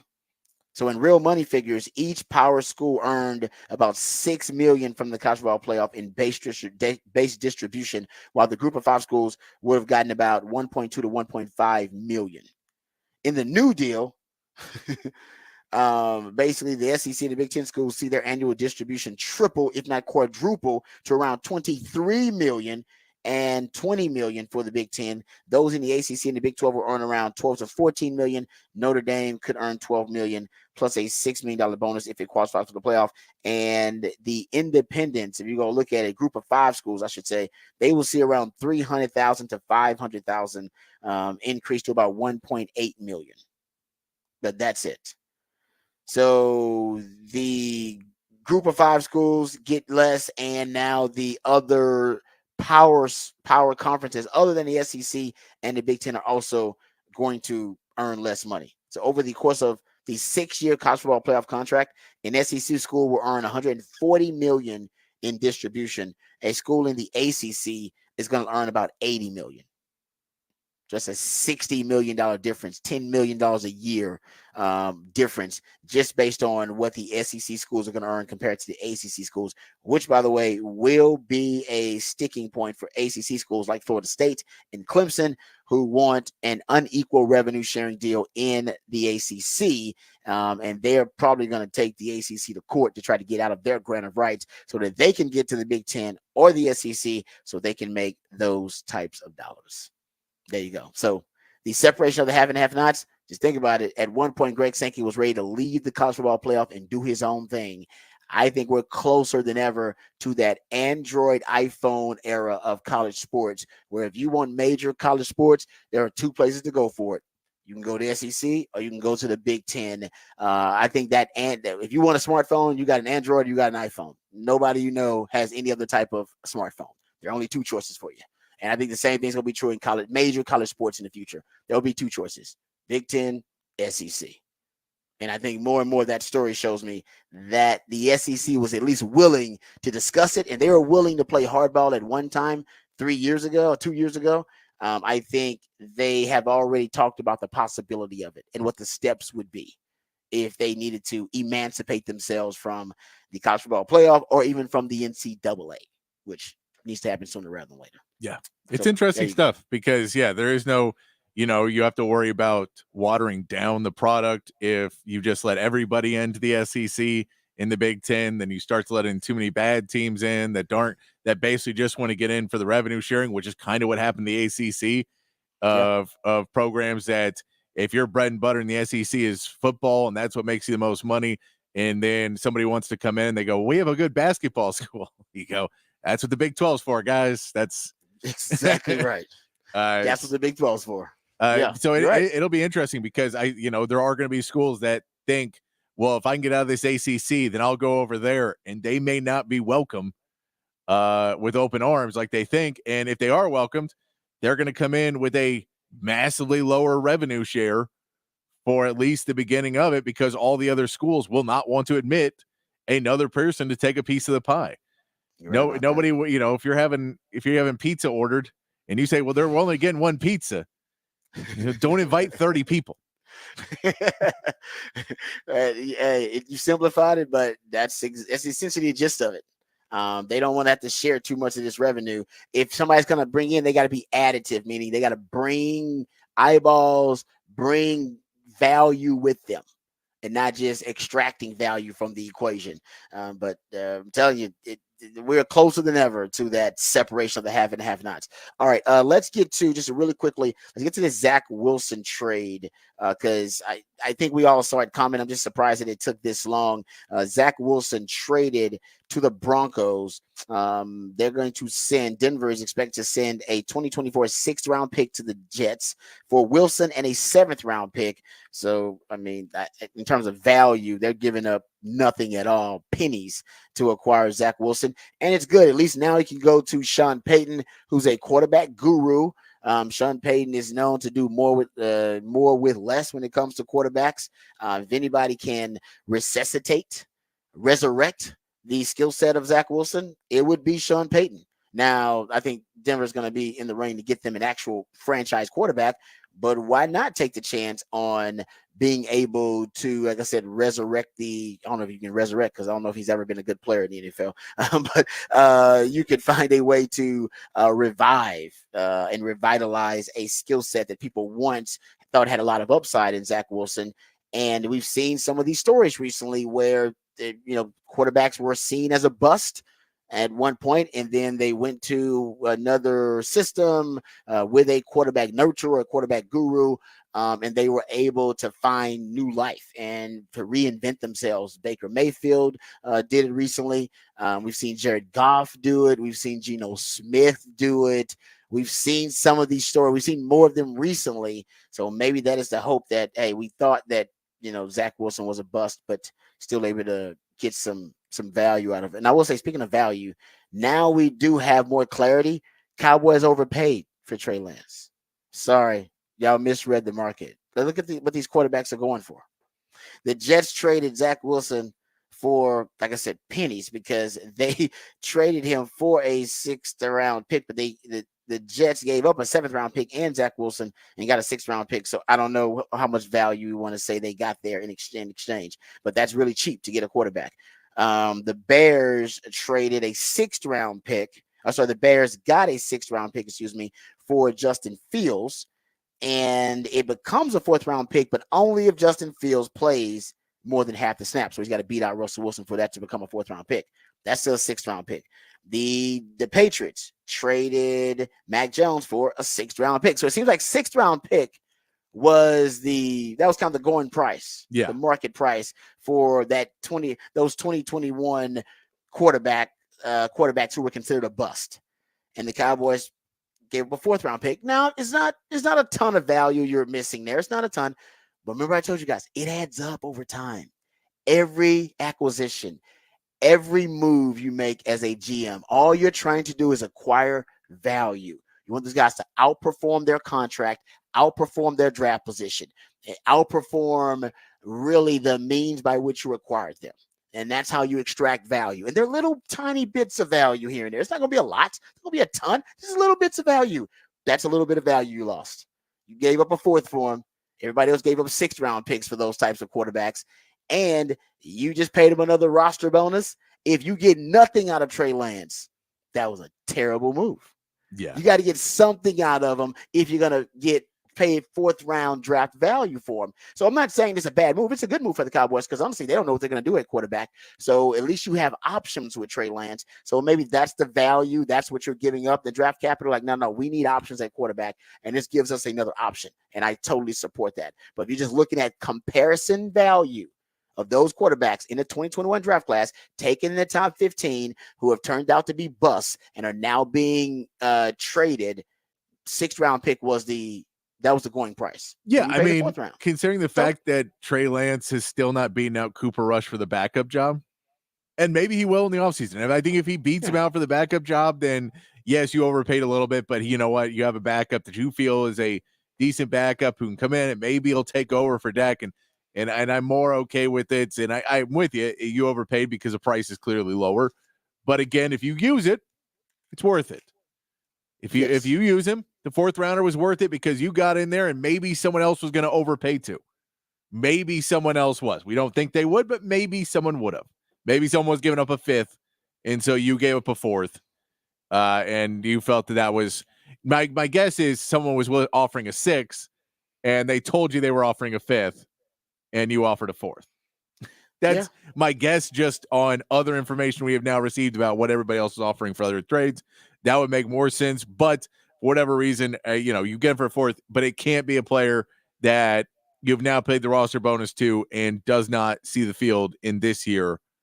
And then you paid him for all that. And now you have to decide, are you going to pay him to never see the field, or you pay him to come back another time? And it's a trade that I'm okay with, but you would have liked to see a little bit more and heard a little bit more out of practice, and maybe heard a wide receiver. You like to hear somebody say something complimentary about the guy since the trade. That's Stephen Jones said some complimentary things, but no. Someone I trust. Anyone who's not completely full of crap. No, I wouldn't know that. Like I said, I don't know what the plan is for Stephen Jones. Stephen Jones also said all in. We've always been all in, and every team we've ever played has been all in. He also said that. So I'm not buying that he says Trey Lance is I need to hear a wide receiver or an offensive lineman or somebody else go, man, you should have seen Trey Lance in practice. We haven't heard much of anything, really, and that's about we have Trey not heard Lance. anything. Okay, a couple of the Adam Schefter rumors that I want to get to here. Adam Schefter is claiming that Howie Roseman, speaking of Cowboys and draft value, that Howie Roseman, a division rival, remains aggressive, that he has contacted several teams about trading up in the first round of the NFL draft. So just keep that in mind, Cowboys. These guys think about adding even more after they've already made a lot of moves, adding Saquon Barkley and made a lot of moves in the offseason. There's also speculation, this comes from Adam Schefter, that Michael Penix Jr., who Longhorn fans know obviously up close and personal after his performance in the Sugar Bowl against Texas, lighting up that secondary, that he could go as high as number 8 to the Falcons now. That talk about draft stock rising. He's saying there's speculation that Michael Penix Jr. could go that high. I always thought Michael Penix Jr. could sneak into the first round. And if he doesn't go in the second round, I'd be shocked. I think he will go in the second round, of course, if he's not drafted in the first. But because I think Grubb, his offensive coordinator in college at Washington, is now the OC for actually, he's the OC for Seattle up there. He's actually the OC for Seattle. And of course, that's close to where he played his college ball, of course, because he plays college ball in Washington. So if the Seattle Seahawks, with his offensive coordinator there, running the same system he ran in college and in the same region, in the same city, damn near, that he played his college ball, if they don't draft him in the first or the second round, that's a red flag. Yeah, that's a red flag. No, and because they need a quarterback. They I need to draft a quarterback for the future, developmental quarterback. Geno Smith is their bridge quarterback. If they don't draft him, I'm not saying it's a huge red flag. I'm not saying it's one that should take them off a draft board, but that's interesting. Y'all need a QB. You're running the same system. You're in the same damn city, and you don't want to draft that guy that basically set records in your system in college and led you to a national championship. That's a red flag, whether it be the injury issue or whether it be something else. Yeah, no, and I mean, I'm with you. The Falcons thing, I get that Kirk Cousins is coming off a major injury. You'd like to have more assurance. You also know Kirk Cousins isn't your long-term answer, so you'd like to have a developmental quarterback. Michael Penix Jr., I don't believe is a developmental quarterback. I would get somebody who is maybe not, as old and as beat up and had as many injuries as Michael Penix says. I might go for someone that I think has a little bit more upside if I was the Falcons, and taking that early. I see why. I can imagine that he's on their draft board, but that feels like a huge reach. But it is the Falcons.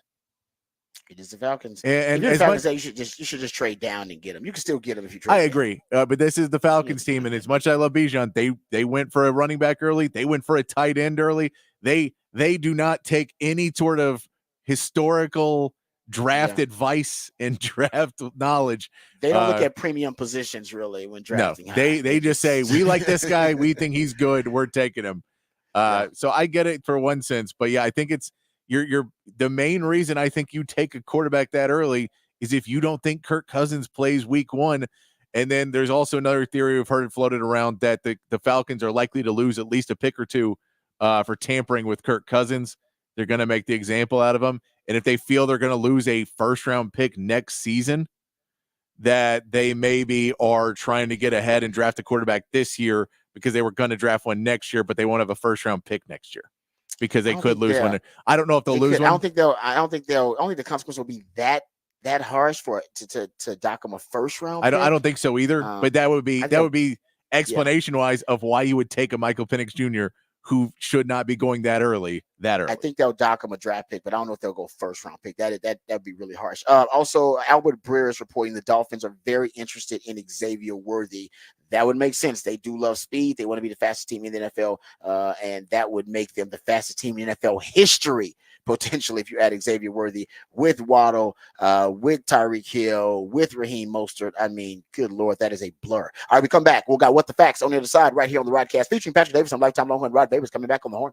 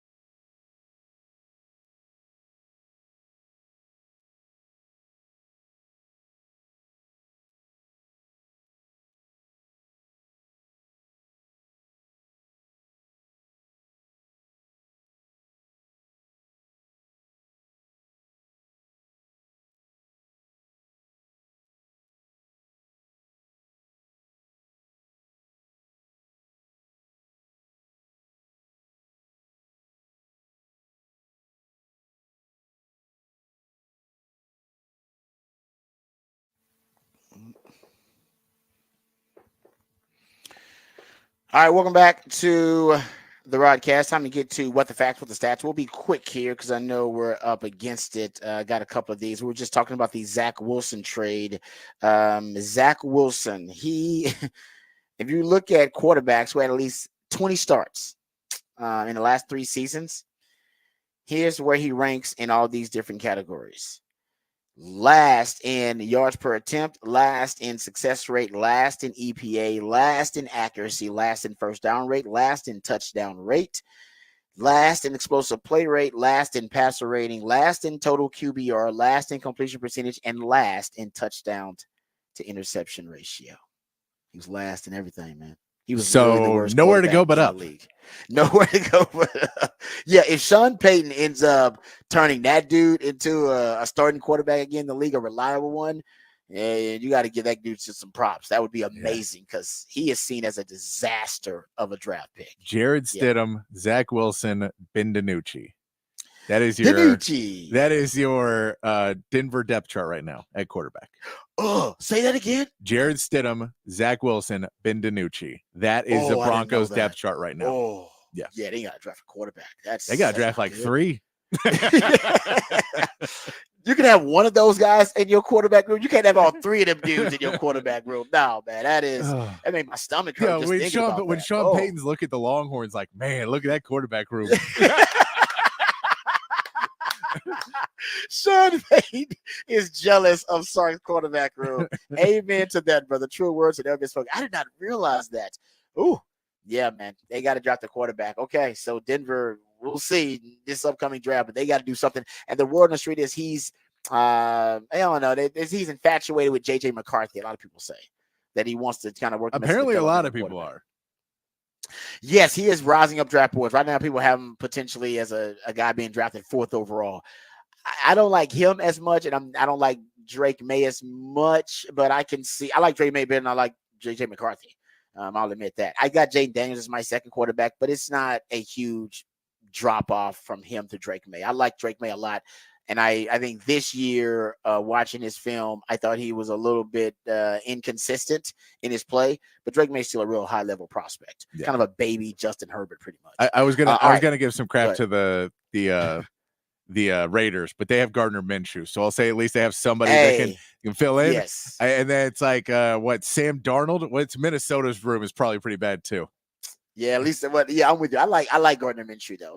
I like Minshew, so I won't make fun of that quarterback room. You're right. The worst. That's got to be the worst quarterback room in the NFL. It's not even close. The one that's crazy. Sam Darnold, Nick Mullins, Jaron Hall is Minnesota's. That's pretty bad.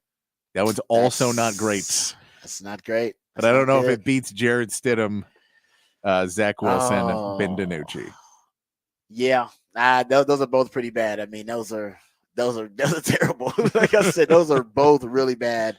So I don't even want to think about which one's worse because that is a rabbit hole we don't want to go down. All right, good stuff there from our man Patrick. All right, we come back. We'll get into NBA playoff review and preview of the games coming up tonight and the transfer portal for Texas football. It giveth and it taketh away. We'll discuss the acquisitions and departures for the transfer portal. All that and more right here on the Rodcast featuring Patrick Davis. I'm lifetime Longhorn Rod Babers coming back on the horn.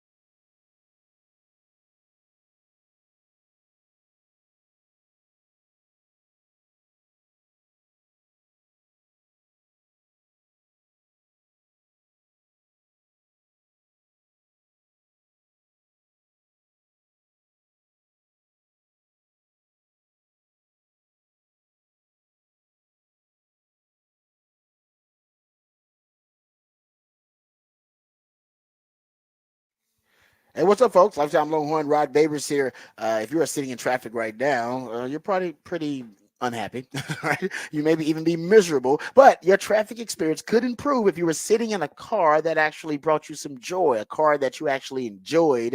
And that's what my friends at Apple Leasing can help you out with. All right. They can help you find the price you want, the payment you want on the car that you want. And if you're enjoying the experience in your new automobile, then maybe your traffic experience can be a lot better. So theoretically, my friends at Apple Leasing, they can even help with your traffic woes here in the city of Austin. So it doesn't matter what kind of car you need. Maybe your car's a little run down. Maybe it's giving you problems. Maybe it just doesn't fit your lifestyle anymore. Maybe you need a bigger car. Maybe you're a growing family and you need a bigger automobile. Whatever the reason, my friends at Apple Leasing, they can help you out. They have the ability to put you in any make or model vehicle that you want. The professionals over at Apple Leasing can help you get the price you want, the payment you want on the car that you want. All it takes is one phone call or one click on Apple Leasing's website, and you'll get a quote on any make or model vehicle that you want. They can even give you an estimate on the value of your trade-in right over the phone. Apple Leasing understands that your life is really busy, that navigating the car industry can be really time-consuming. It can be really stressful. The price shopping, doing that on your own,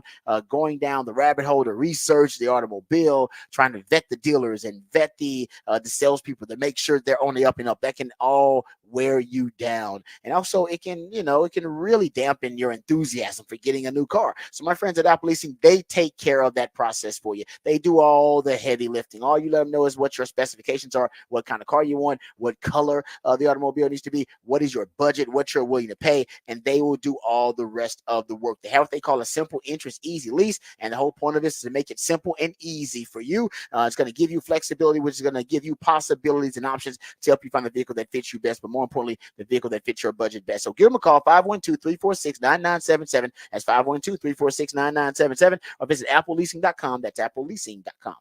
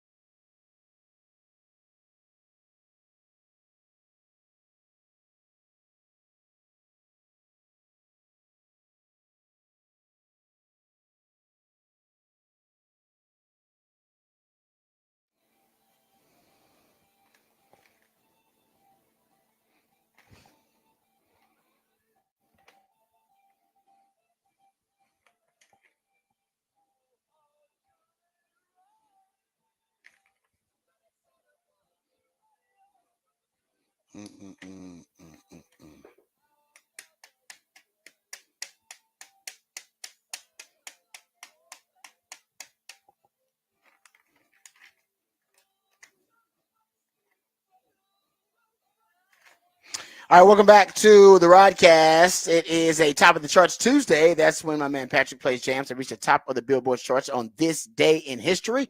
I always learn something new on the top of the charts Tuesday, so I want to thank him for the musically themed day of the week. We'll get to some NBA playoff review and preview coming up here in this segment. Behind the Burnt Orange Curtain, next segment, talking about some of the clues, conceptual signatures that may have given us a sneak peek, a glimpse into what Sark wants to achieve this season offensively.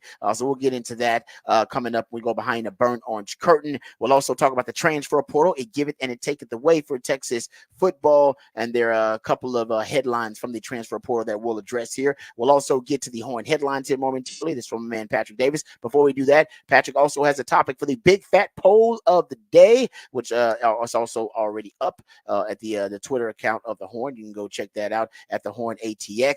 Patrick, let the people know what the big fat poll of the day is. Big fat poll of the day today. Which Longhorn will be the first wide receiver taken in the NFL draft? A.D. Mitchell, Xavier Worthy.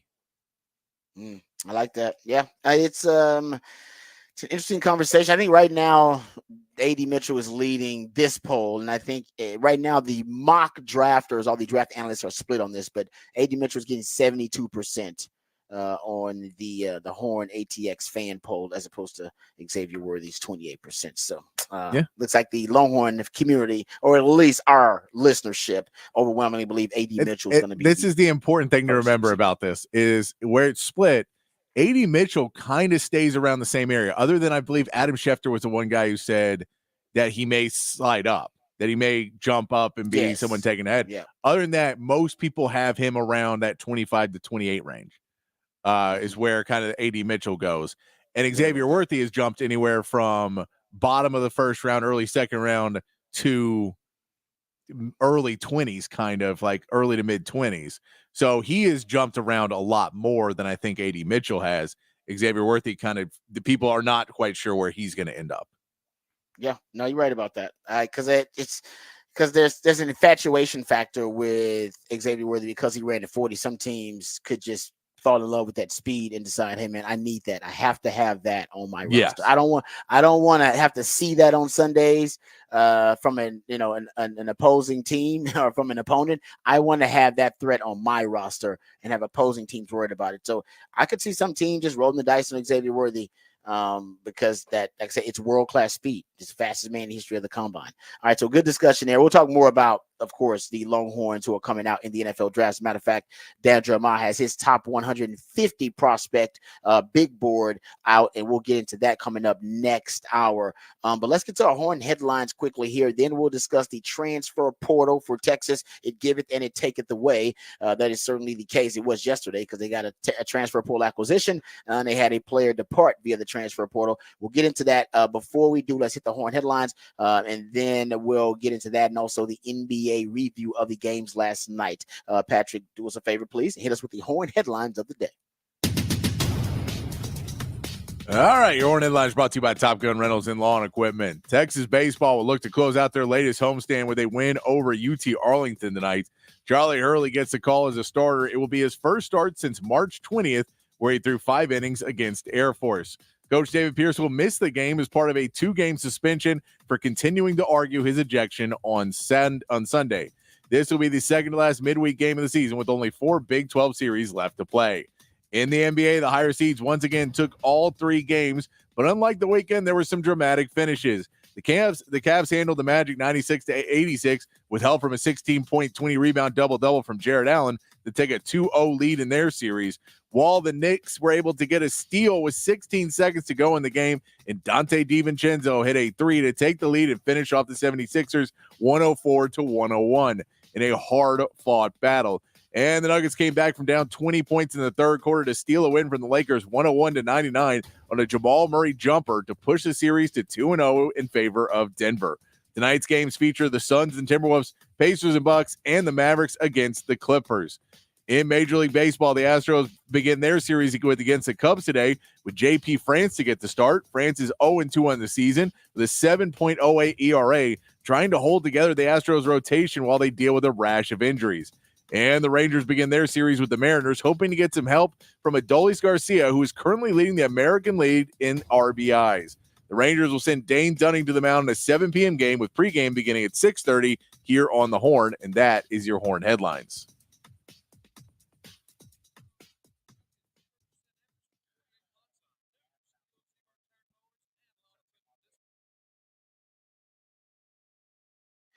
All right, thank you, Patrick, for those Horn headlines. Really appreciate that. Let's first address the transfer portal news from Texas, and then we'll get to the NBA discussion here. So Savion Red reportedly is going to the transfer portal. That was reported by Pete Thamel yesterday. So Savion Red, I don't know how official it is, but it was reported by multiple sites after Pete Thamel reported that Savion Red is expected to hit the transfer portal. That's the bad news for Texas. That would make 6 players total now for the Longhorns in the transfer portal. In addition to Savion Red at the running back position, you have Samaje Burrell at linebacker, Peyton Kirkland at offensive line. He is reportedly headed to Colorado. He's already found a spot, so he's going to hook up there with Dion. Billy Walton and Jamon Tapp, edge rushers who are also deciding to hit the transfer portal. And remember, Zach Swanson, that news broke over the weekend. I don't think we actually even discussed that. Also, another defensive lineman. So technically, 3 D linemen for Texas hitting the transfer portal, 1 linebacker, 1 offensive lineman, and now a running back. So that's 6 players with the transfer portal. And if you go look at it, 0 career starts among that group, 35 appearances in games. 21 of those appearances have come from Savion Red. So he was, of the guys that are transferring, he did contribute the most in that Red Cat package, most as a short yardage weapon.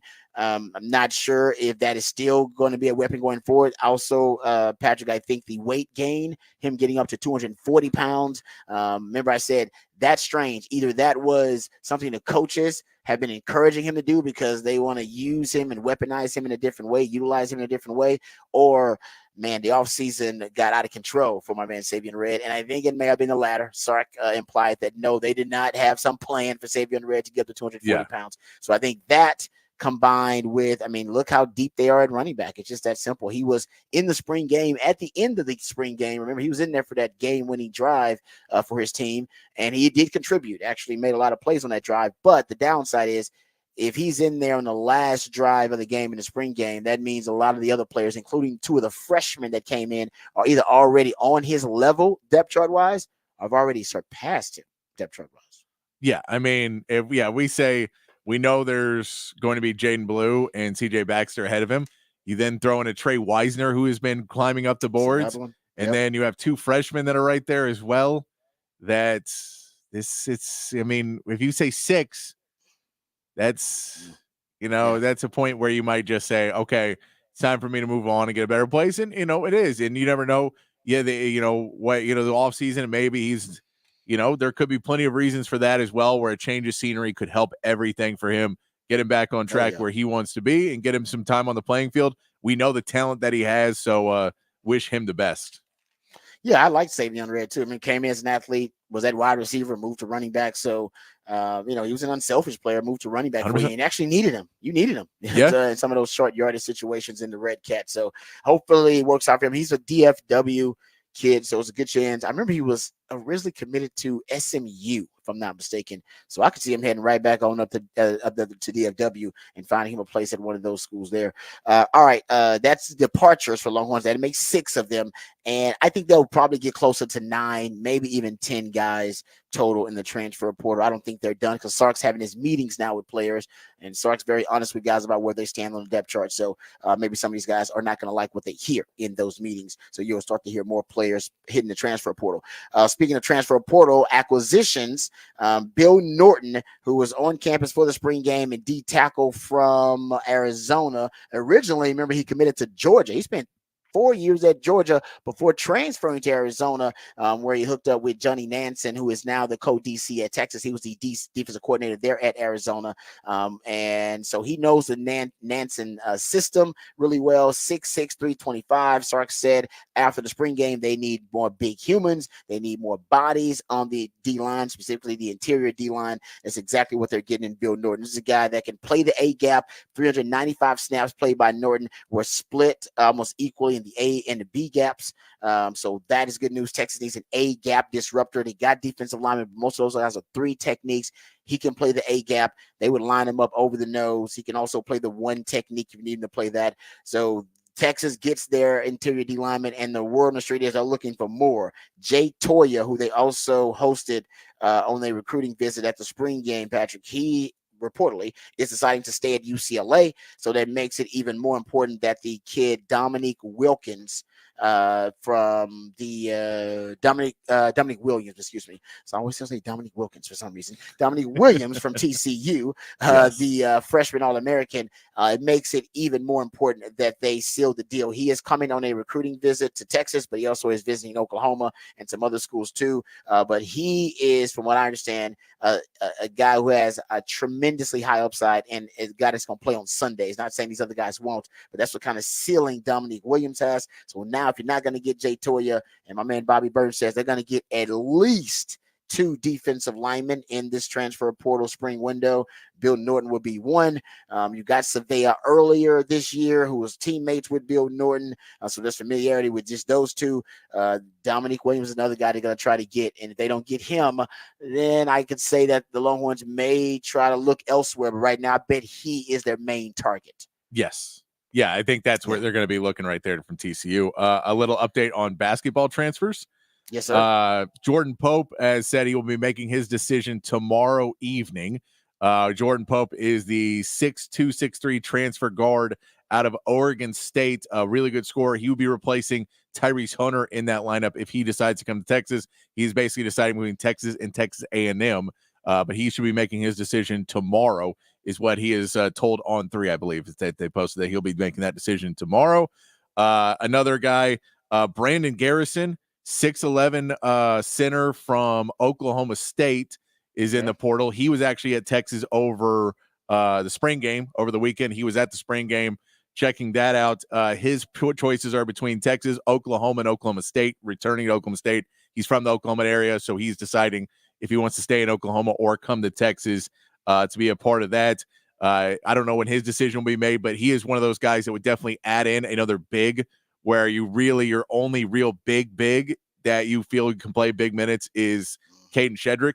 So you'd like to be able to add another guy, 6'11". He was a true freshman last year, played some minutes for Oklahoma State, so could come in and still has a lot of room to grow. So it would be a big pickup for Rodney Terry in Texas there. And then finally, I'm going to try and pronounce this name. The kid from Air Force, Redis Retritis. Redis Retritis, I believe is his name.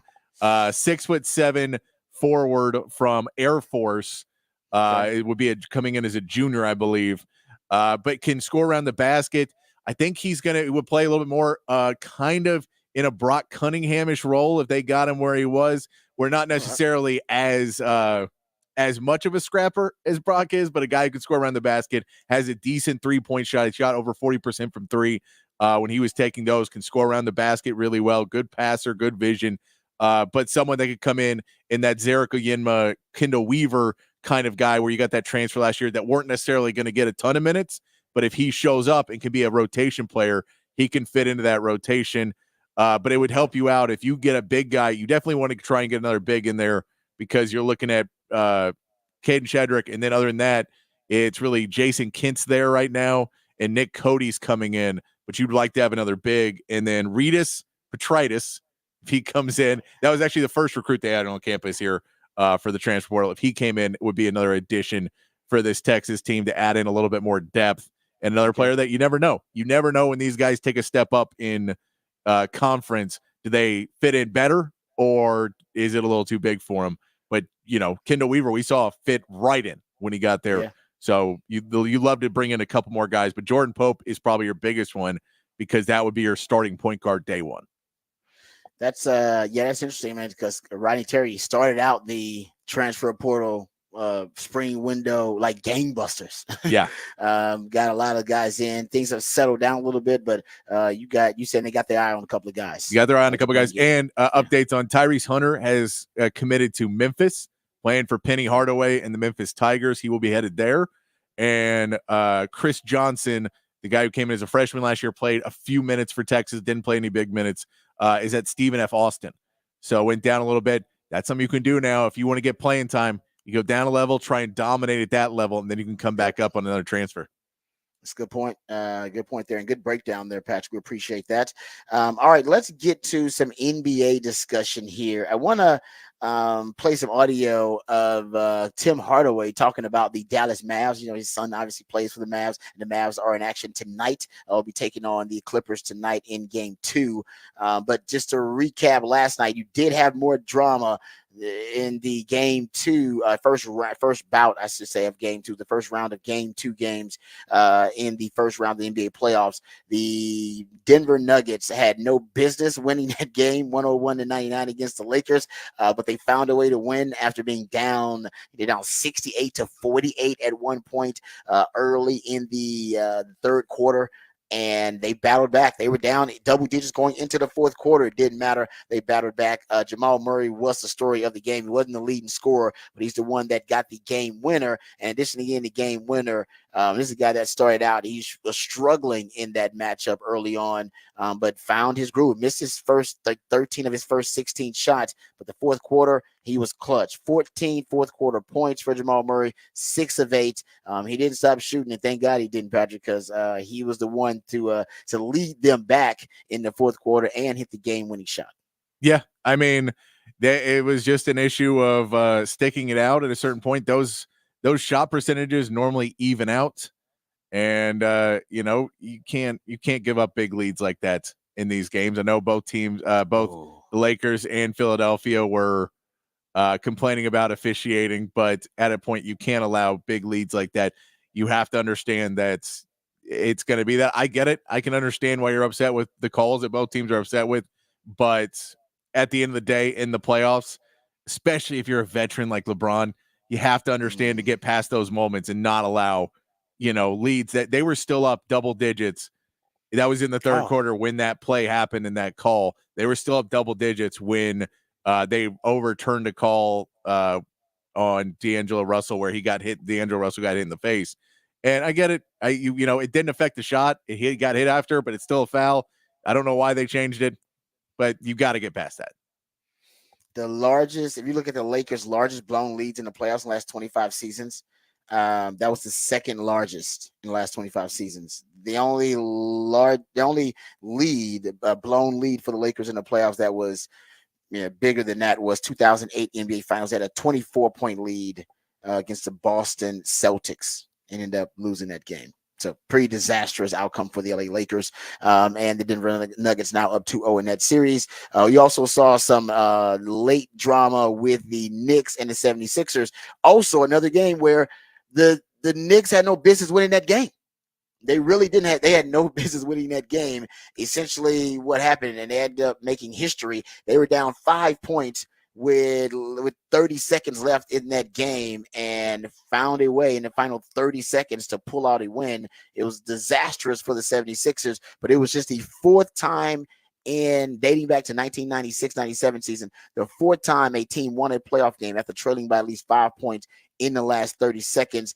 They get the DiVincenzo three-pointer to seal the deal, another game-winning shot in the playoffs here for Game 2 of the first round for the New York Knicks. And it's really interesting. They, once again, like I said, they had no business winning that game. Their star, Jalen Brunson, he is shooting right now 29% in the first 2 games of that series. No, he had more shots than points, I believe, in this game, which is it's one of those things, I know we had somebody text into us yesterday about Luka Doncic and saying he didn't have a great game because he scored 30-some points. And you're like, he did it though, like 28 shots, something like that. You can't. It's all about inefficient. Yeah, those inefficient shots. They kill you in these games because those are all can be points going the other direction. So yeah, you hate to see that Jalen Brunson is right now just, they're playing him really well. And, I don't get why he's necessarily struggling so much. He's been really good. He was good in the playoffs before. So I don't know what his issue is right now. If it's an injury, yeah, he shot he had 24.2, was 8 for 29. 8 for So 29. yeah, he took 5 more shots than he was 8 for 26 in game 1. Yeah, 8 for 29 that's not and 8 good. for 26. I don't know what his issue is right now, but he has to go into the gym. He has to this is the same thing as, we talked about LeBron having to move past fouls and not let that be an issue and just say, okay, no, we have to focus on the fact that we had a 20-point lead on this team. And how do we do that? And how do we create that for 48 minutes and not for 40 or 32 or whatever they did it for? We have to figure out how to create that. Screw the refs. We'll play through them. If we have a 20-point lead and they miss a call, we have an 18-point lead. Yeah. You know what I mean? Like that's not going to be the end of the game. So I think you have to move past that. For Jalen Brunson, he needs to clear his brain, whatever it is. Maybe going on the road will be good for him. We know that it's for certain guys. You get in there, Philadelphia, not known to be friendly to opposing teams. So I'm sure that he will get enough hatred and everything else that maybe that will let him focus himself a bit more. But yeah, he has been the fact they're up 2-0 right now. It's amazing. With him playing as poorly as he has been playing, and no Julius Randle, the other injuries on that team right now. It's crazy because this is a good. We talked about it yesterday. This is a Philadelphia team that, in all reality, shouldn't be a 7 seed. Nope. The Embiid's injury is why they're a 7 seed. So they're a better team than that. I know they really wanted that win yesterday, but it'll be. I think they're coming in with new focus, and it would not surprise me at all if they win the next 2 games. Philadelphia at home.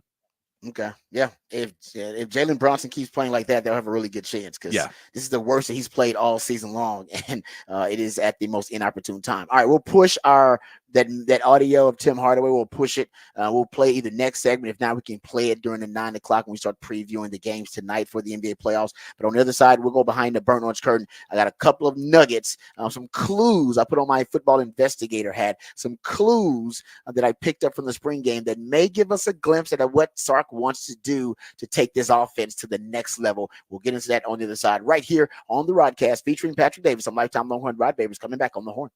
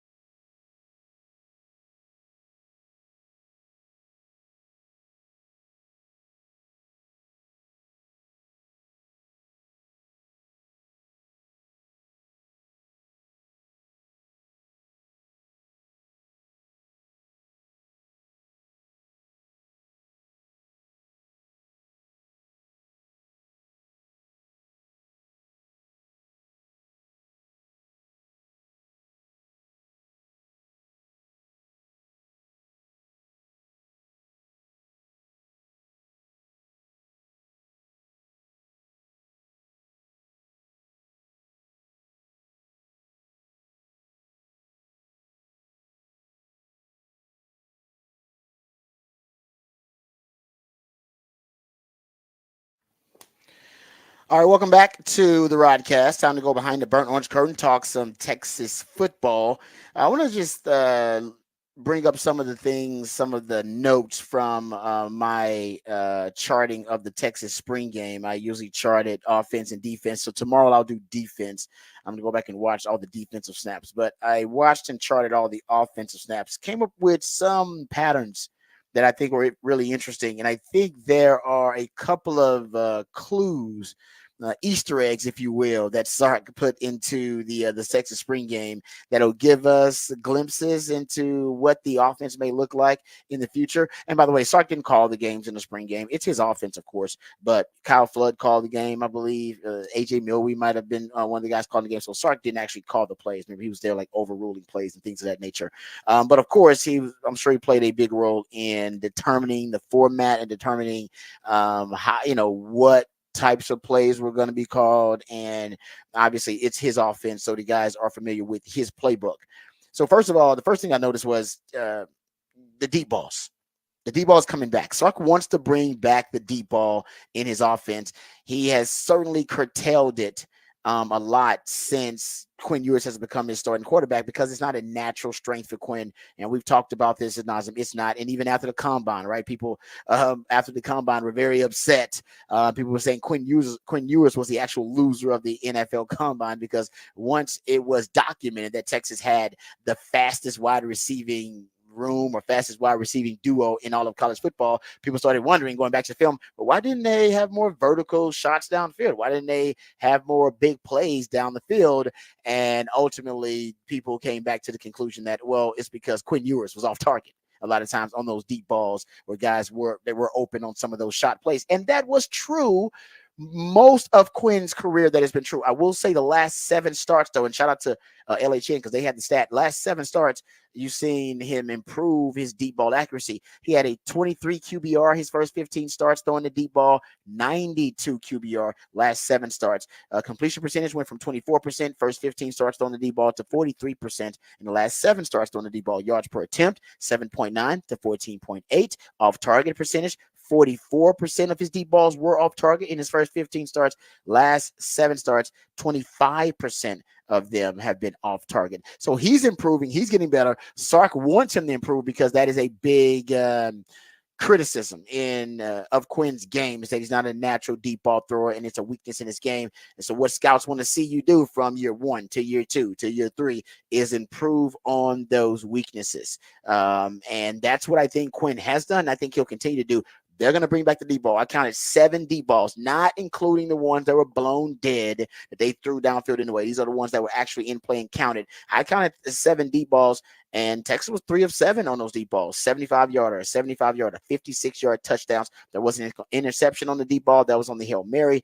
There were 3 incompletions, but you're talking about a 42% completion percentage on deep balls. And where is Quinn Ewers in his last 7 starts in completion percentage on deep balls? 43%. Now, I know Quinn didn't play very much, only played the first 2 series, but that's the whole point. I think they're going to bring it back for Quinn, but I think even when Quinn moves on, you're going to start to see the deep ball increase, all right, more and more in terms of having a presence in the offense, because Sark believes it is a fundamental part of his offensive philosophy. And I think you even saw when you got Arch Manning out there and you got a Trey Owens out there, Sark wants to throw that deep ball. He wants to throw it early and often to inflict psychological damage on his opponent. Problem was that he would often do more damage to his own team when he would throw the deep ball on first down 50% of the time, which they did.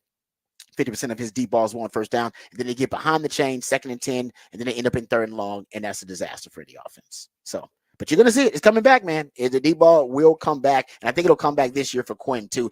And also those receivers, which, you saw them. I mean, he's going to increase that circle of trust. Remember I told you guys they're going to expand the circle of trust. He has to. Well, Ryan Wingo is going to see his way on the field. Jonte Cook is in the circle of trust already. So is Isaiah Bond. Then you got to throw in Matthew Golden. Don't forget about DeAndre Moore. Silas Bowden's coming on campus. That's 5. You got like 5 to 6 receivers right there that could be in the circle of trust for Sark. So I think I'll double down on my belief that they're going to expand the circle of trust to 5 receivers. And I would not doubt if the 10 personnel package, what Sark called the red package when he was at Alabama, 1 back, 0 tight ends, I wouldn't doubt if it comes back too, Patrick, because you got to find a way to put that speed on the field all at one time. And imagine the nightmare fuel that creates for a defensive coordinator. Yeah. It's just a matchup disadvantage all across the board. No, it is. And I mean, you have that. But I mean, we've also heard stuff of Omari Nyblack too, that you can even do it with the Nyblack on the field, and he might have that speed as well to blow past the linebacker. There's a lot of options you have with a lot of speed.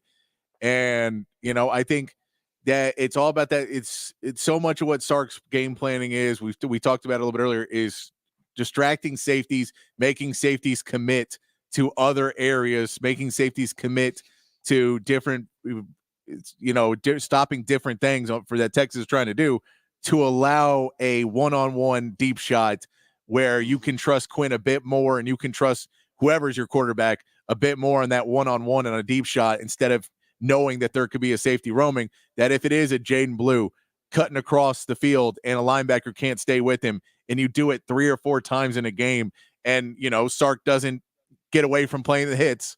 Sark stays with playing the hits until they have to bite and they have to make those changes. If he can do that, if it is a tight end screen, if it's any of those little plays that make safeties have to creep up and get them out of position, that's what, you know, that's the recipe for success when you're talking about trying to get Quinn in winnable situations on those deep balls. Yeah. And one of the things that I said, I think you'll expand that receiver rotation, and hopefully he breaks out the 10 personnel package. Like I said, that red package from Alabama. If you're going to do that, though, you should come up with more speed packages. Jaden Blue can be a part of that with, you know, 4 of those wide receivers on the field. Call it your God speed package and just blitz opponents with speed. You can do it defensively too. I already talked about how you should have a NASCAR package. We know they're really deep at the edge position. Adding a guy like Colton Vosick to the mix, but you got Trey Moore, and you got Colin Simmons, and you got Ethan Burke, and you got Baron Sorrell, you got Justice Finkley in predictable passing situations, 3rd and longs. I would throw out a NASCAR package with a lot of D ends on the field. So I think you could see some funky stuff like that. I didn't see anything in the spring game that led me to any clues that would lead me down that path, but it just makes sense with the talent in depth you have at those positions. No, are you going to be in the conspiracy theory minds? The fact that I didn't see it makes me believe it's going to happen, because he didn't want to show it yet. He didn't want to show it yet. I know I'm a football investigator, so I try to go where the evidence takes me and not just come up with random stuff. But I will say, as a football theorist, that just makes sense when you've got so much depth and speed at certain positions. You brought up the tight end screen, Patrick, and I'm glad you did. Tight end screen was prevalent in that game. Sark loves the tight end screen, by the way. Last year, tight end screens for Texas was among the most effective plays. You're averaging over 12 yards per play running tight end screens. That was mostly the JT Sanders, but that was among the top 5 most effective play calls, go-to play calls that Sark had within the offense that he would run. You know, you would see at least once or twice in a game. He loved that concept, one of his go-to conceptual signatures. And he ran that tight end screen about 4 plays in the spring game. Omari Nyblack got 2 of them. Jordan Washington got 1. Gunnar Helm got 1. You average over 11 yards per play running that tight end screen. Explosive play rate of 25%. Hell, last year, your explosive play rate out of that tight end screen was 33%.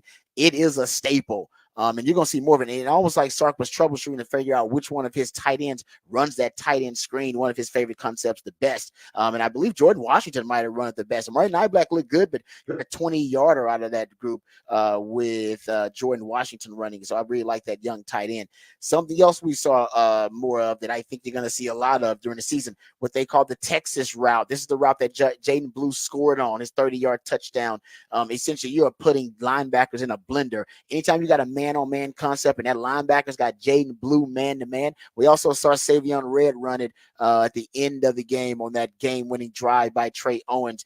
It's a Texas concept. You almost look like you're about to run the real route, then they cut it back. It's almost a slant concept for a running back. When you get man-to-man with Jaden Blue on a linebacker, that is easy money. You're going to see that a lot during the year, especially against teams that like to run man-to-man. Hey, you ran that twice in the game and targeted twice, and you had 50 yards in that spring game. With Jaden Blue, even with Trey Weisner, that route, it could end up being money for you coming out of the backfield, and that may be a way to use him. They could end up running a curl stop with that too, like you're running the wheel route, except you run a wheel curl or your wheel stop. That's also part of it. But I think this is all part of making Jaden Blue a vertical threat downfield. Wheel concepts, Texas routes, wheel stops. I think that's inevitable. So that's something to watch. Also watch empty formation. Now, Quinn is not great at empty formation. He's uncomfortable in empty. I don't know why. It's just not something that he's been great at naturally. Arch Manning, I think, and Trey Owens may be good naturally in empty. They ran empty 6 plays. You had 2 explosive plays out of empty formation, 67% completion percentage, damn near 10 yards per attempt. Those are really good numbers. Now, Sark last year, he curtailed his empty, didn't run as much of it because Quinn's not good at it. Quinn takes a lot of sacks in empty, and traditionally, sack rates drop in empty formation. You have fewer sacks empty because the ball's out quickly, and you have clarity, right? You have defined reads because the opponent cannot disguise pre-snap. You have to get your alignment assignment right away because of the threat that the empty formation poses to a defense to expose them in coverage. So you identify your matchup advantages easy. You have a defined read pre-snap as your quarterback. And you would think for Quinn that would lead to him having a higher completion percentage and higher explosive play rate numbers, but it doesn't. He actually takes sacks out of empty. The last 3 games, though, of the season, and this includes the Washington game, the last 3 games of the season for Quinn, I went back and started tracking his empty formation progress, and it's much better. Now, during the season, he was around 55% completion rate out of empty.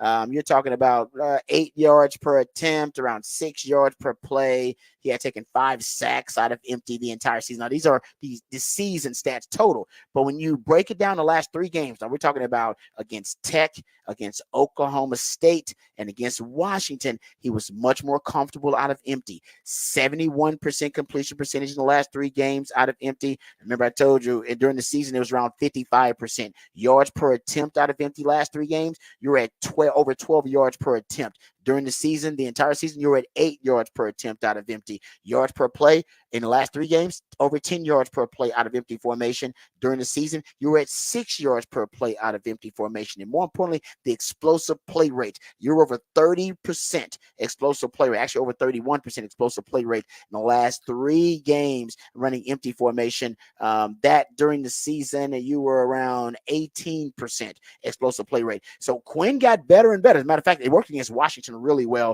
If you go look at the last 2 games versus Washington, Sugar Bowl and the Alamo Bowl, you were at 87% close to it. Yeah, you were basically at hovering around an 87% completion percentage in that first game against Washington in the Alamo Bowl, and you were at 80% in the second in the Sugar Bowl versus Washington out of empty formation. So whatever conceptually, it matches up well with whatever Washington does defensively. I think it matches up well, period.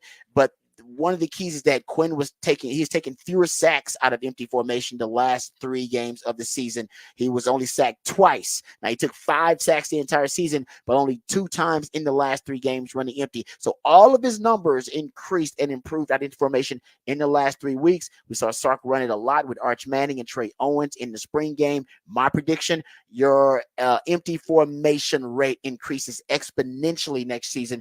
With all the weapons you have, you got a Jaden Blue in the backfield. We talked about Amari Nyblack. So I think empty formation is going to be one of your key concepts coming up next year, just based on what I saw there in the spring game.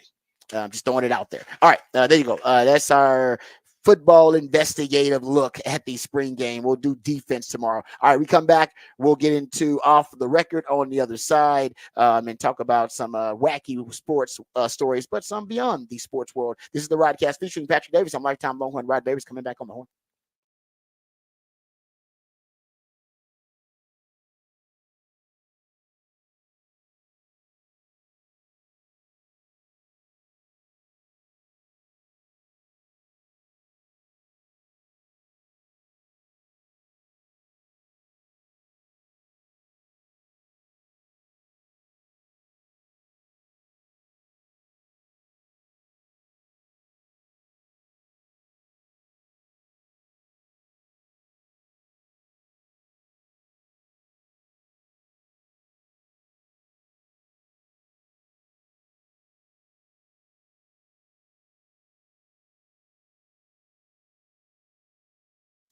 Hey, what's up, folks? Lifetime Longhorn Rod Babers here. Let's talk about Austin, Texas for a second. Austin is a great city. We all know it. Every time you visit Austin, you want to move to Austin. We know that's a problem too, but that's why the traffic keeps getting worse as the city continues to grow and thrive. Well, so do our friends over at Ironworkers Local 482.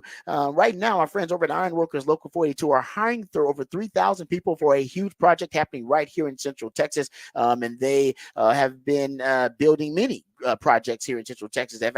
They've constructed plenty of the iconic landmarks that you notice right here in Austin, like the Pennybacker Bridge and D-Care Stadium. And right now they're building another one. And right now they need your help. They're hiring over 3,000 people.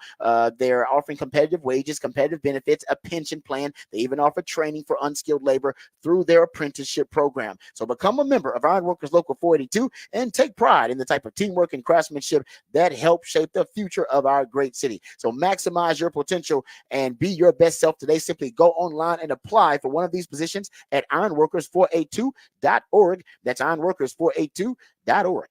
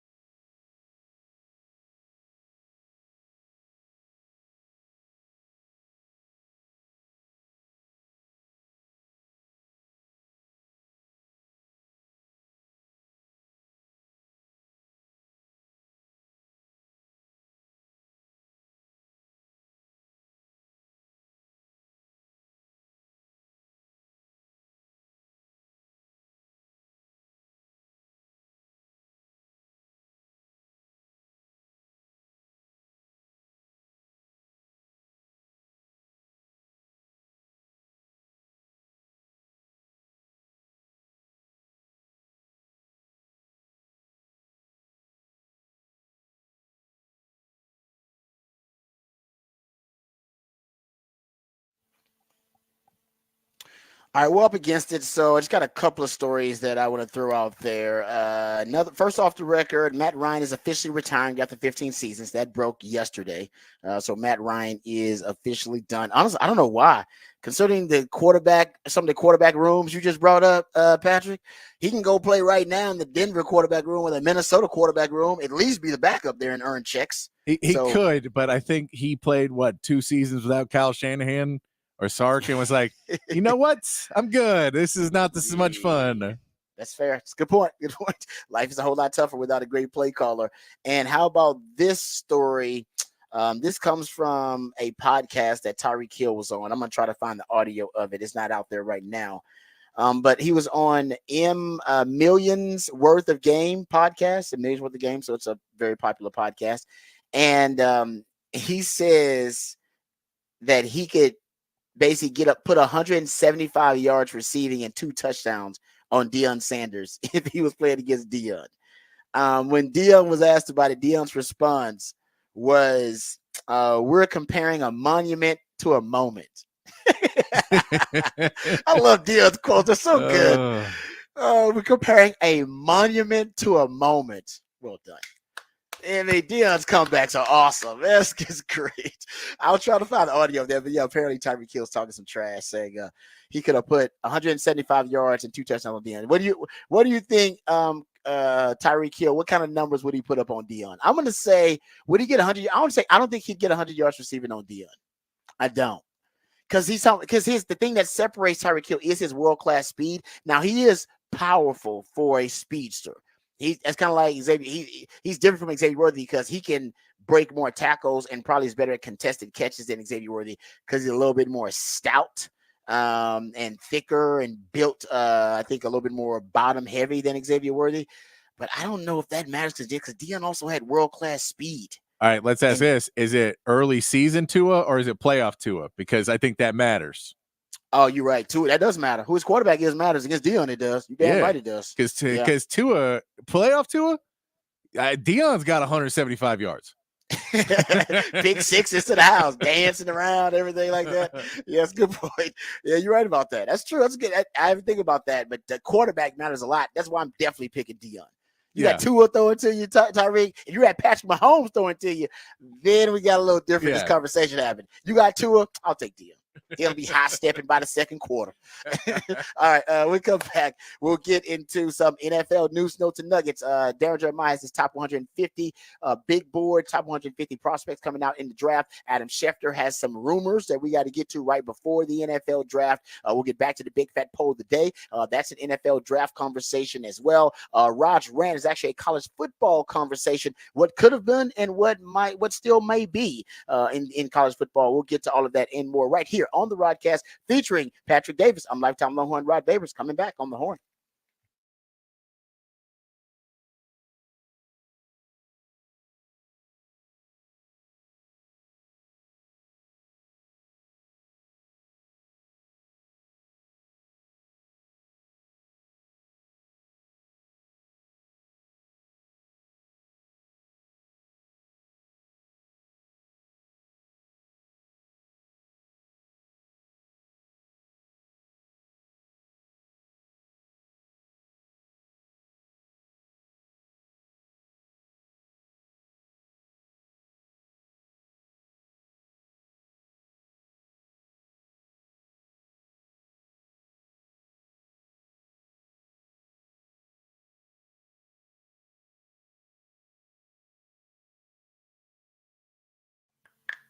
Hey, what's up, folks? Lifetime Longhorn Rod Babers here. Let's talk about Dr. Greg Eckert and his great team. I owe them a huge debt of gratitude. I went there just getting a checkup. Just went there for your routine cleaning, and they noticed something that was a bit off.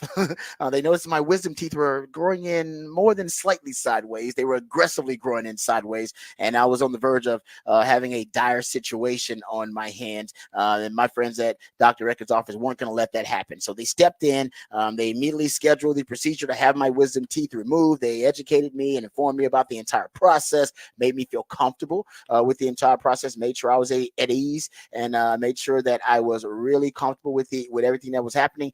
We had the procedure. I was back at work within a couple of days, and now my dental health has never been in better shape, and I've never felt better thanks to Dr. Greg Eckert and his all-star teams. Now it could be something simple for you, or it could be something a little bit more serious, like it was for me having to have my wisdom teeth removed. It doesn't matter what it is. You can trust Dr. Greg Eckert. You can trust his staff that they will provide you with the best quality dental care available. Now, it could be something as simple as cleaning or just a routine checkup, teeth whitening, dentures, porcelain crowns, veneers, dental implants, full mouth reconstruction, even root canal therapy. Whatever it takes to ensure you're getting the best quality dental care available, you can be sure that Dr. Eckert and his team are on top of it. You can also be sure that he's always on top of the technological advances in general dentistry. Because of that, he can give you right now a brand new smile in just one day, permanently secure to your dental implants. No time spent without teeth. You'll get temporary fixtures until they can complete your permanent smile, and you're going to smile again with confidence and eat freely without pain or discomfort. We're talking about a lifelike permanent solution. So if you've been told your teeth need to be replaced, just call Dr. Eckert today to learn about this revolutionary alternative to dentures. You got nothing to lose but everything to gain, because it's a complimentary consultation. So we're talking about a brand new smile in just one day. It sounds too good to be true. Nope, that's just Dr. U. He understands that a confident smile can truly change your life, and he wants to change your life for the better. So what are you waiting for? 512-345-3166. That's 512-345-3166. Or visit drueckert.com, drueckert.com.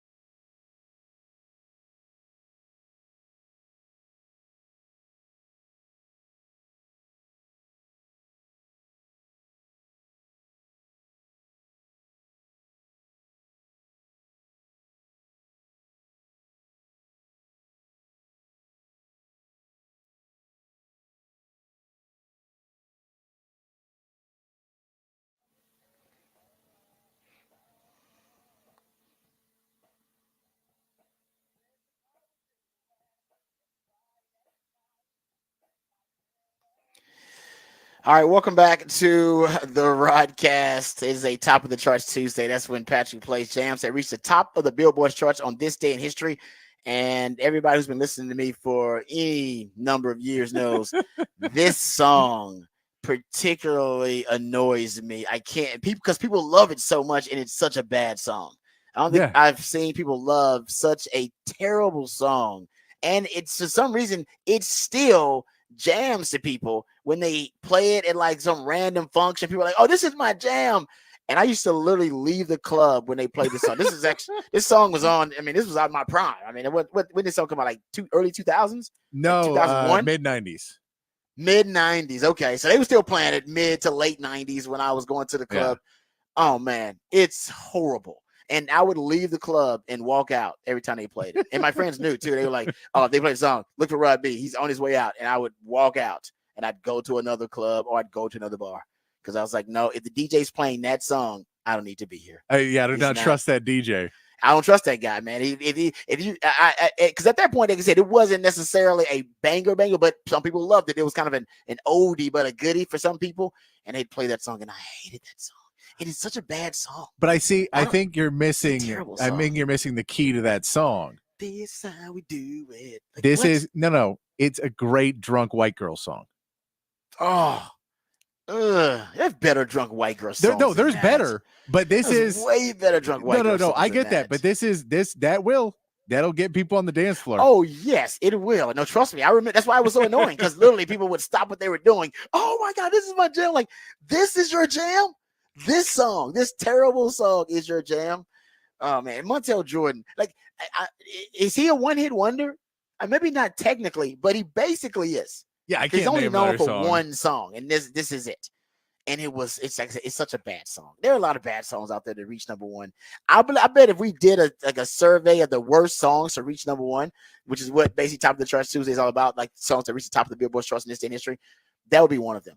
Like songs that they never should have been number. They're like the Derrick Rose of number one hits. I could play you the reverse of what I play, which is the bigger hit songs of the number one, and you would be surprised at some of the stuff that more offensive than This Is How We Do It. It's not necessarily more offensive, but it's just not good music. Okay, all right, that's fair. Because I don't think This Is How We Do It is good music. I think that's a bad. No, song but there's at least number one. If we did a poll of is this a good song or a bad song, it would be at least split. Where I think there's other number one hits that if we did it, overwhelmingly everyone would say it was a terrible song. That's fair. There's almost no redeeming qualities to the song. This one you go, I get it. It's catchy. It's not good. It's catchy. Yeah. Like if you take right out about that. If you take out the verses, then it's not as bad.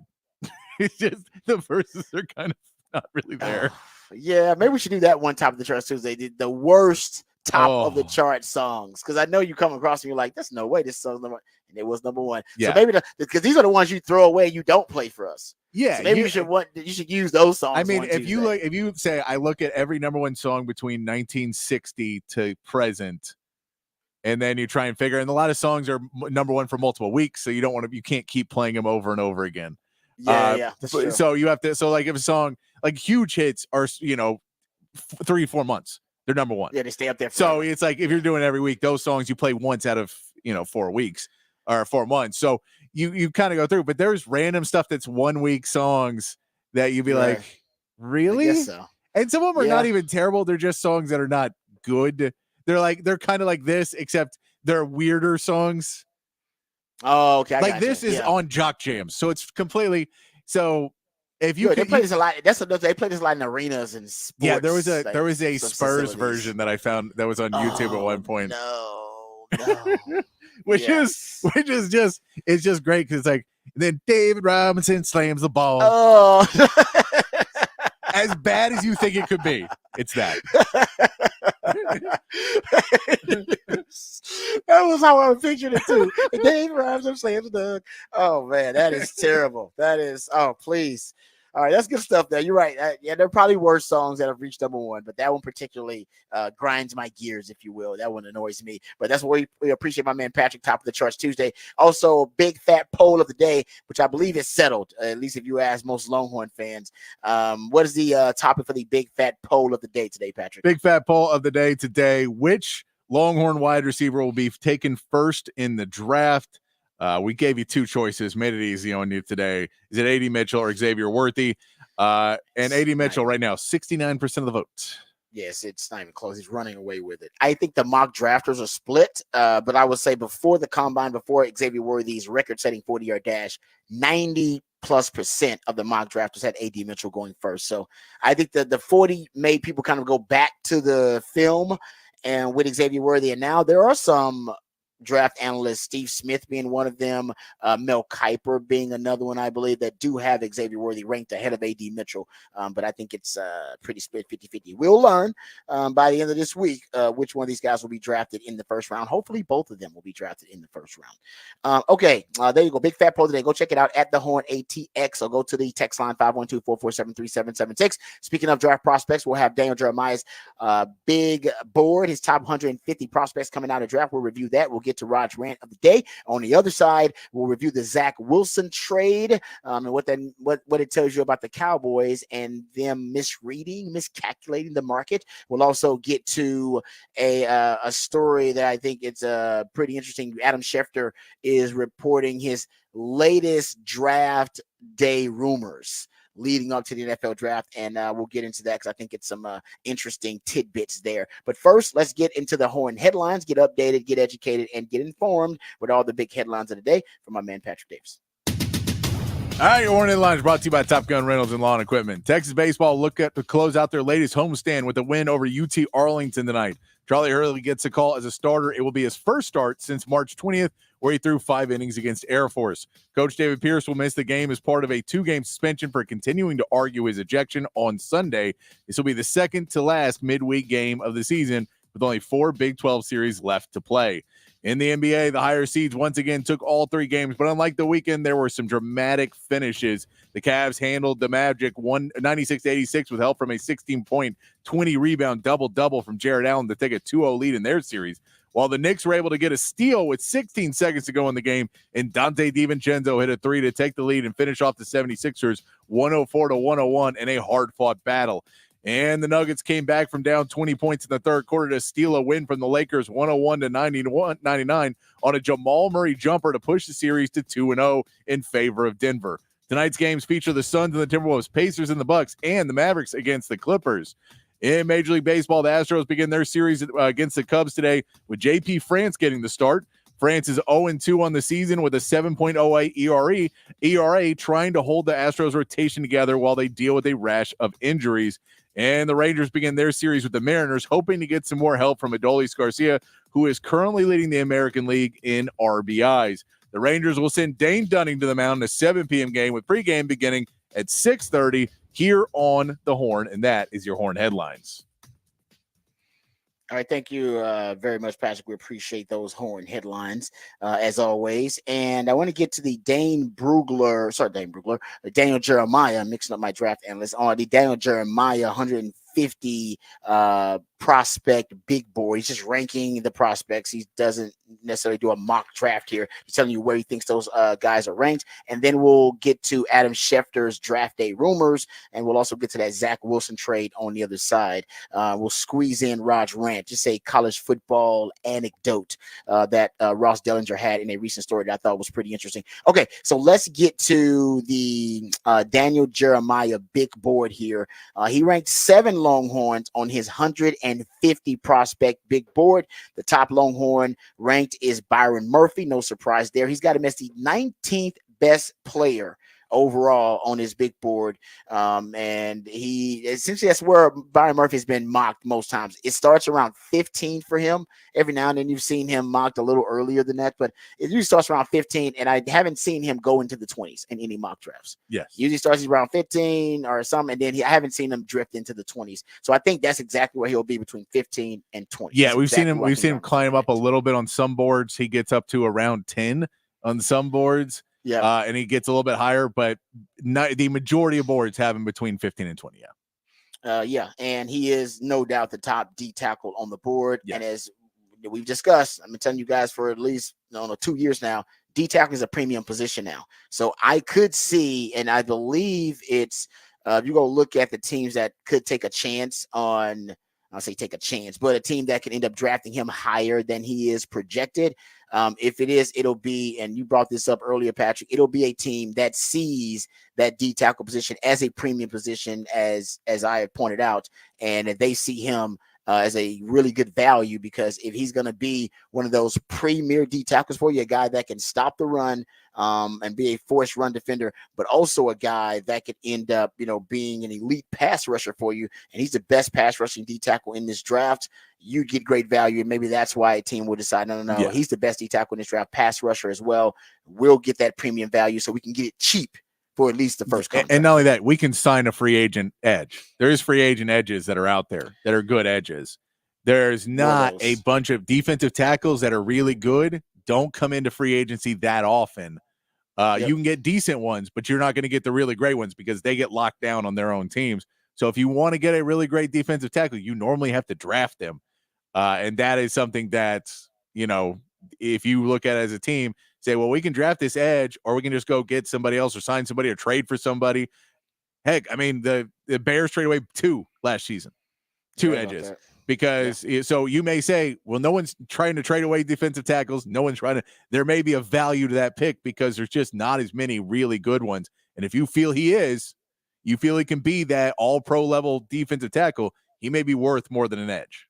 Yeah, and remember, Dan Jeremiah is actually the one that said that he believes that Byron Murphy could end up shooting up in this draft. He said there's anybody whose stock is rising at the last couple of weeks right before the draft. He did throw out there that he thought Byron Murphy's draft stock could shoot up, and I think one of the reasons is what we just mentioned. All right, getting back to the big board here, the second Longhorn he's got not off the board, but second Longhorn ranked in his top 150 prospects is A.D. Mitchell. He's got A.D. Mitchell at 27. Also aligns and tracks with where he's been in most mock drafts. I think the most popular mocked team for A.D. Mitchell has been the Buffalo Bills. And the Buffalo Bills are drafting at 28. They got him ranked 27. So to your question, Patrick, about which Longhorn will be drafted first, which one of the Longhorn receivers will be drafted first, looks like A.D. Mitchell is the pick for Daniel Jeremiah. He's got Xavier Worthy at 31, 31st ranked prospect coming out on his 150 prospect big board.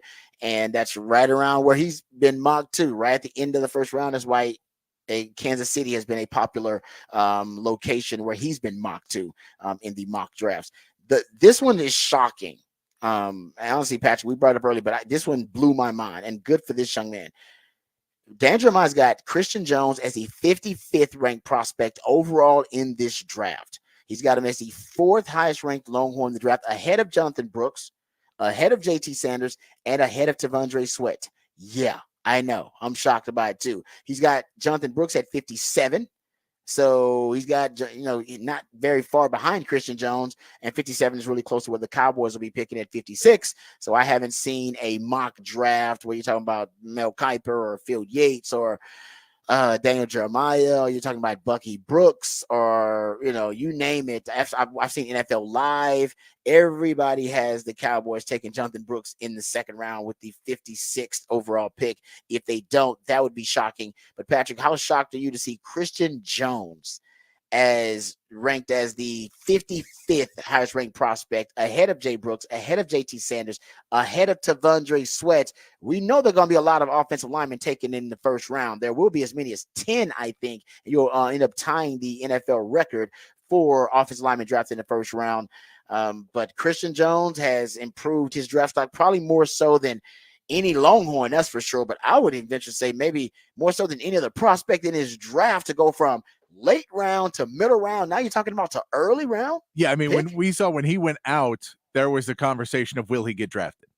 Yes. That was a conversation. We all said, yeah, he'll get drafted, but it's a late round. And now you talk about him, that they have him as a second round pick. That is a monumental jump. And look, for Texas, it's a great thing. For Christian Jones, of course, it would be a great thing. But for Texas, to say you're building this offensive line and to say one of the guys that they felt was not even the strongest point of that line is going in the second round, and this offensive line, you're going to start producing offensive line and become that school again that can produce consistent offensive linemen. That's part of what the Pancake Factory was built to do, and what Sark's big plan was in the beginning, get those big humans in there. It would be huge for Texas, not just Christian Jones, but for Texas, if they could get Christian Jones picked in the second round, because it just bumps up what people think about this Texas team. That, I think that it also looks like somewhat is happening in this draft. A couple of these guys, you're getting away from that the mentality that people had about Texas that, well, these guys will fall and we'll get them the best undrafted free agents. And we all just kind of agree, Texas doesn't develop their players enough, so we're not going to take Texas players and we'll get them later. You're kind of getting away from that. If Christian Jones goes high, that means that's much more of a thing for the past. No, I'm with you. That's because like I said, I don't know if I've seen a draft prospect improve their draft stock overall as much as Christian Jones has. Because I remember when we were talking about him as a 6th or a 7th round pick, and we were talking about how he had done really well improving his draft stock to be a draftable prospect. And now behind, so I do wonder a couple of things. I wonder, number one, if it's maybe at this point they are projecting him to actually play tackle and guard. I remember when he was coming out for the Senior Bowl, and they had him playing guard mostly. They had him playing guard, which made sense. They had him playing guard. He was going to project as a guard and not a tackle. But I wonder now if he's projecting to be a guard or a tackle, or to be both, to be a swing guy. That'll increase your draft value, all right, if you consider a swing guy. So maybe he's considered a swing guy. That's number one. And I got to think they went back to the film to watch him, and he's a guy with really high upside. And the reason he has such high upside is because, think about it, he's only been in this body. So he is a 6th-year senior at Texas. He's probably only been in this body for 8 to 9 years. Remember, he gained like 100 pounds and grew like 4 or 5 inches from his freshman year. So I bet the scouts are also looking at his frame and looking at his body and saying, man, he's only had this frame for about 7, 8 years. And ever since he's getting, the more comfortable he gets in this frame, with this size, the better he gets. He's gotten better every year at Texas. Maybe projects that he's got a higher ceiling because he hadn't come close to reaching it just yet. Former soccer player, that kind of stuff. Yeah, it definitely feels, at least it's something where they've dug deeper on him, and the deeper dive has proved fortuitous for Christian Jones, at least in what people are mocking. We'll see we'll see by the end of this weekend where he ends up. Yeah. That was, like I said, out of all the rankings there, none more surprising than that. And I'm happy for Christian Jones, by the way. That is a hell of an accomplishment for him to increase his draft stock that way. Okay, getting back to it here, we saw Jonathan Brooks. Jonathan Brooks is at 57, so he's right behind Christian Jones at 55. JT Sanders, they got at 70.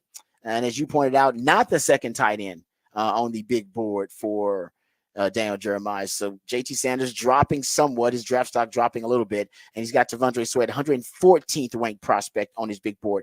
I'll say this, and I truly believe it. I think T'Vondre Sweat's in this category. I think JT Sanders is in this category. I think Xavier Worthy is in this category as well. I think those are prime trade candidates where teams are going to trade up to go get them. If Xavier Worthy starts dropping, because these guys are in a position where I could easily see them dropping.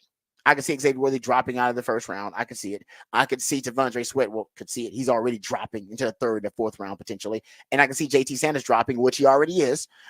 He's dropping from that second tight end position to maybe in the 3rd, maybe in the 4th tight end position. That those guys are going to be high on certain teams' boards because they can be such a perfect fit for their offensive and defensive systems. I could see a team trading up to get all 3 of those guys. So if not, one of those guys will be traded up for. I think all 3 of them could be traded up for. I'm serious about that. I think because they're that special and unique. T'Vondre Sweat, the biggest D tackle in the draft. But in fact, he's one of the biggest humans in the draft period. Once he is drafted into the NFL, guys, he will be the biggest D tackle in the NFL. Yeah. That's unique. Xavier Worthy, fastest guy, fastest 40 in history of the combine.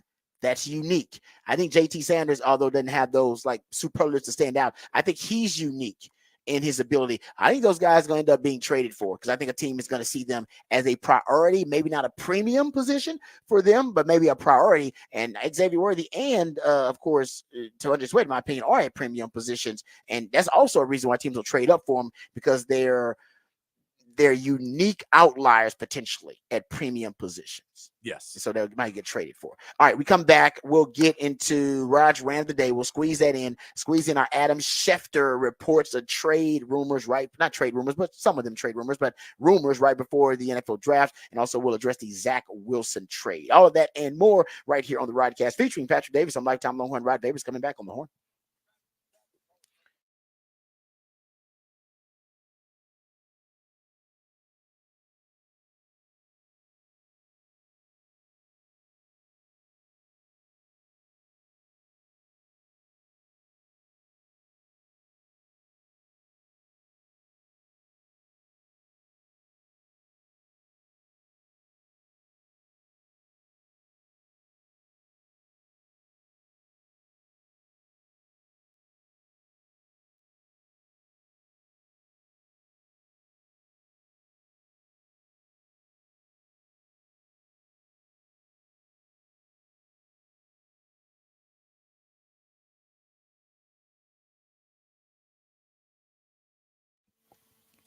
Hey, what's up, folks? Lifetime Longhorn Rod Babers here. We all love living in the city of Austin. What's not to love? And if you're a homeowner in Austin, well, congratulations, because you own some of the most valuable real estate in America. The only downside is that the property taxes are also some of the highest in the state. And many of you right now listening, my fellow Austinites, are overpaying on your property taxes. Don't worry, I was overpaying on my property taxes too until I found OwnWell. OwnWell can help you protest unfair property taxes and save hundreds, potentially thousands of dollars on your property taxes. OwnWell believes that when it comes to paying property tax, you should only pay what's fair, and it will only take you 3 minutes or less to sign up.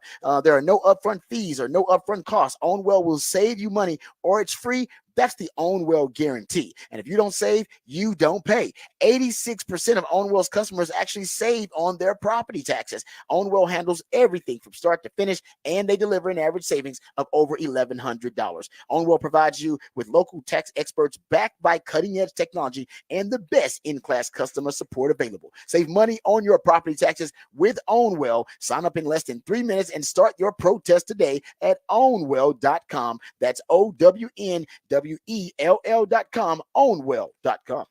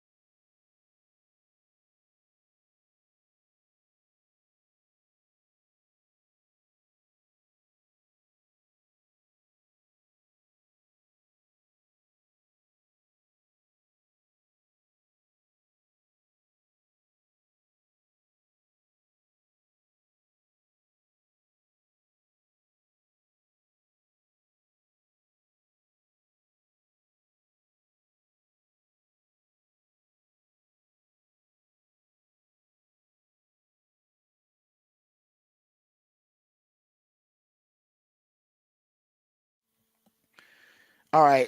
First, I want to get to the Adam Schefter draft rumors. But first, I want to get to the story from Ross Dellinger. Really interesting piece. Go check it out. It's at Yahoo Sports. Now he is recalling a college football playoff expansion meeting between all of the decision makers, the major players in college football. He claims that it was obviously the power conferences were represented here. This is January of 2022.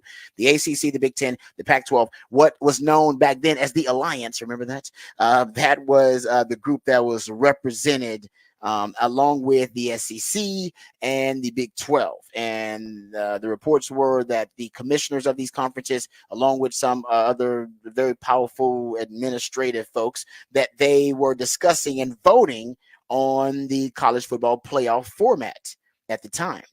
And apparently these discussions and negotiations got very tense. So tense, in fact, that here's the excerpt. At some point, discussions grew heated. Then Big 12 Commissioner Bob Bowlesby, frustrated and exhausted of the indecision, slowly packed his bag and began to rise from the table. The meeting isn't over, someone told him. It is for me, he shot back.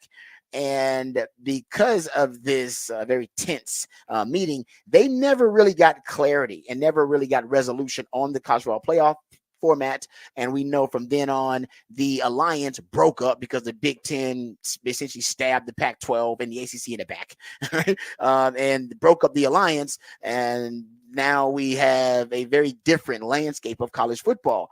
Now, in this story, the thing that stands out that's really interesting is that they are claiming that Greg Sankey was so upset by the alliance's stance because they were opposed to anything the SEC was going to do. That was part of the really the motivation and incentive for the alliance. They were opposed to anything the SEC was doing, and then the Big 12 was almost working as, I don't know if you could say it was a tiebreaker, but the Big 12, they essentially they weren't taking any side.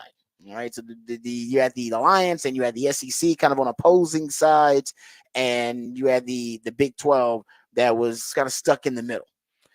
And when Greg Sankey was asked about if the negotiations were so tense that you thought about withdrawing the SEC from the college football playoff format, period, he said, absolutely. He said, absolutely. When we ended that set of meetings in January 2022 without a decision, I was clear. If you are going to walk away from this opportunity, we are going to reevaluate our position on format, revenue sharing, and governance. He said, people called me and said, why did you take a hard line? Why did you put us in this position? And I said, you guys walked away from the deal.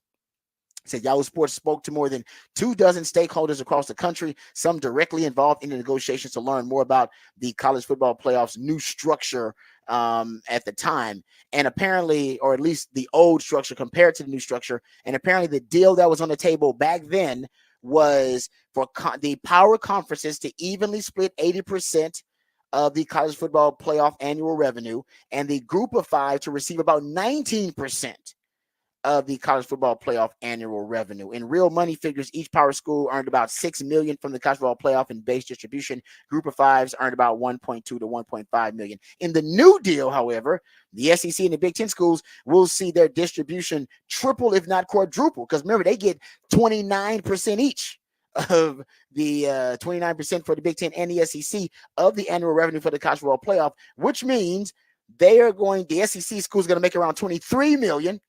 And the Big Ten school is going to make around $21 million. And the ACC and the Big 12 will earn around $12 to $14 million. And then the group of five schools will see around $300,000 to $500,000 increase to about $1.8 million, which means that's pennies. Essentially, Bob Thompson of the former Fox executive said the rich will get richer. Yeah, no doubt. Over the course of a 6-year college football playoff contract, an SEC school will earn about $140 million in distribution, and school in the ACC will earn $80 million, and the Big 12 will earn a little bit less than that. So basically, the teams that were playing the conferences that were playing hardball at first, the Alliance, the Big 10, well, not them, the ACC and the Pac-12, and eventually the Big 12, because Bob Bowlesby got up from that meeting and decided that he was no longer going to even entertain trying to come up with a resolution. They only hurt themselves, because the last deal that was on the table, if they had agreed to it instead of opposing everything that the SEC wants to do, they would have gotten a much better deal. So essentially their vote was against their own self-interest, or at least it ended up being that way.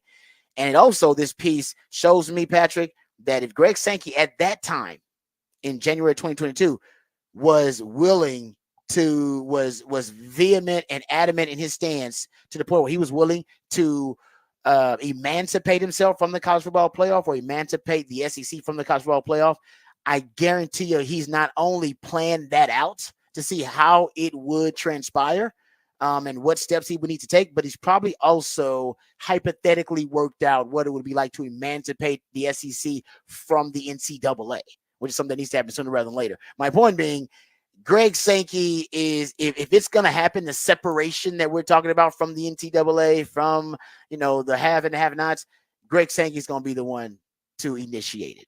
Yeah. No doubt. Because he almost did 2 years ago. No, you got to figure out the Big Ten probably too in that meeting when Sankey walked out there and the rest of the guys like, we'll do it without him. And Big Ten just sat there and said, crap. It's like guys, the Magic Johnson meme. Guys, just let you know, we can't do it without them. I can do it without all of y'all. Can't do it without them. You're right. Yeah. Hey, by the way, Pac-12, how do you feel about just giving us your best teams, and we'll call it that? Turns out that was a whole reason. It was a Trojan horse. The alliance was a Trojan horse by the Big Ten to infiltrate the circle of trust of the Pac-12 so that they could poach their teams. And brilliant. And I'm sure Greg Sankey knew something was up, and he's sitting in that meeting, just sitting in the meetings like, guys, he's playing nice, but he knows he's going to destroy the Pac-12. So he's going to be at 40%, and I'm going to be at 20%. He knows. But I will say at that time, we did not think the Big Ten was going after the Pac-12. We thought the Big 12 and the Pac-12 were about to fight it out, cage match style. Yep. And they kind of did, but Brett Yarmark's the one who came in and was like, nah, you know what? I'm getting this deal done.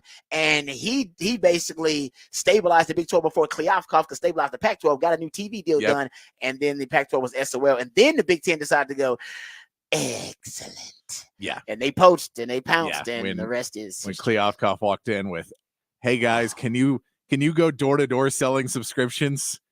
That's basically what he was asking to do. Hey guys, if we sell enough candy bars, we get jerseys this year. God, great! It's just wild how that all worked. I can't believe the Big 12 ended up not only surviving but thriving in the midst of that. Okay, let's get to some of the Adam Schefter reports here really quickly before we get out of here. So this is more speculation, but Adam Schefter threw out there, based on his connections and based on some of the communications he's had, what some of the most popular rumors are heading into the draft. He claims that Howie Roseman is contacting teams to trade up in the first round. So the Eagles doing it again. Sorry, Cowboys fans. So that's one that's out there. I wonder what position it would be for. Like, if the Eagles are trading up in the first round, what is it for? I don't know. I mean, you know what I mean? They got 2 wide receivers. They got their 2 tackles locked up. They got their quarterback locked up. If you're trading up, it's for a premium position, is it Brock not? Bowers? Oh, damn. Would the NFL let that happen? Y'all got to start blocking. I mean, that's the only thing. I mean, unless it's defensively, unless there's a DB they really want or something like that. It could be a DB. I'll take you on that. It could be a DB because pass rushers, they're loaded. Man, they got basically the whole Georgia front 7 from 2 years ago. You probably maybe DB. DB could be it. It could be a DB. They need DB help badly. Or they know what Byron Murphy is and they want Byron Murphy or something. They just got Jordan Davis a couple of years ago in that D-type position. Yeah, they are loaded. Okay, so that's one. There's also speculation. This comes from Ms. Schefter as well. That Michael Penix Jr. could go as high as number 8 to the Falcons. I think Michael Penix Jr. could get drafted in the first round. I'm not sure if he goes that high. I will say this, and I said it earlier. It is a real red flag for me if I think his name is I think it's Josh Grubb, but Grubb is the offensive coordinator for Seattle right now. He was the offensive coordinator for the Washington Huskies last season, and the entire time basically that Michael Penix, I think that's the entire time, I think 2 years actually with Michael Penix.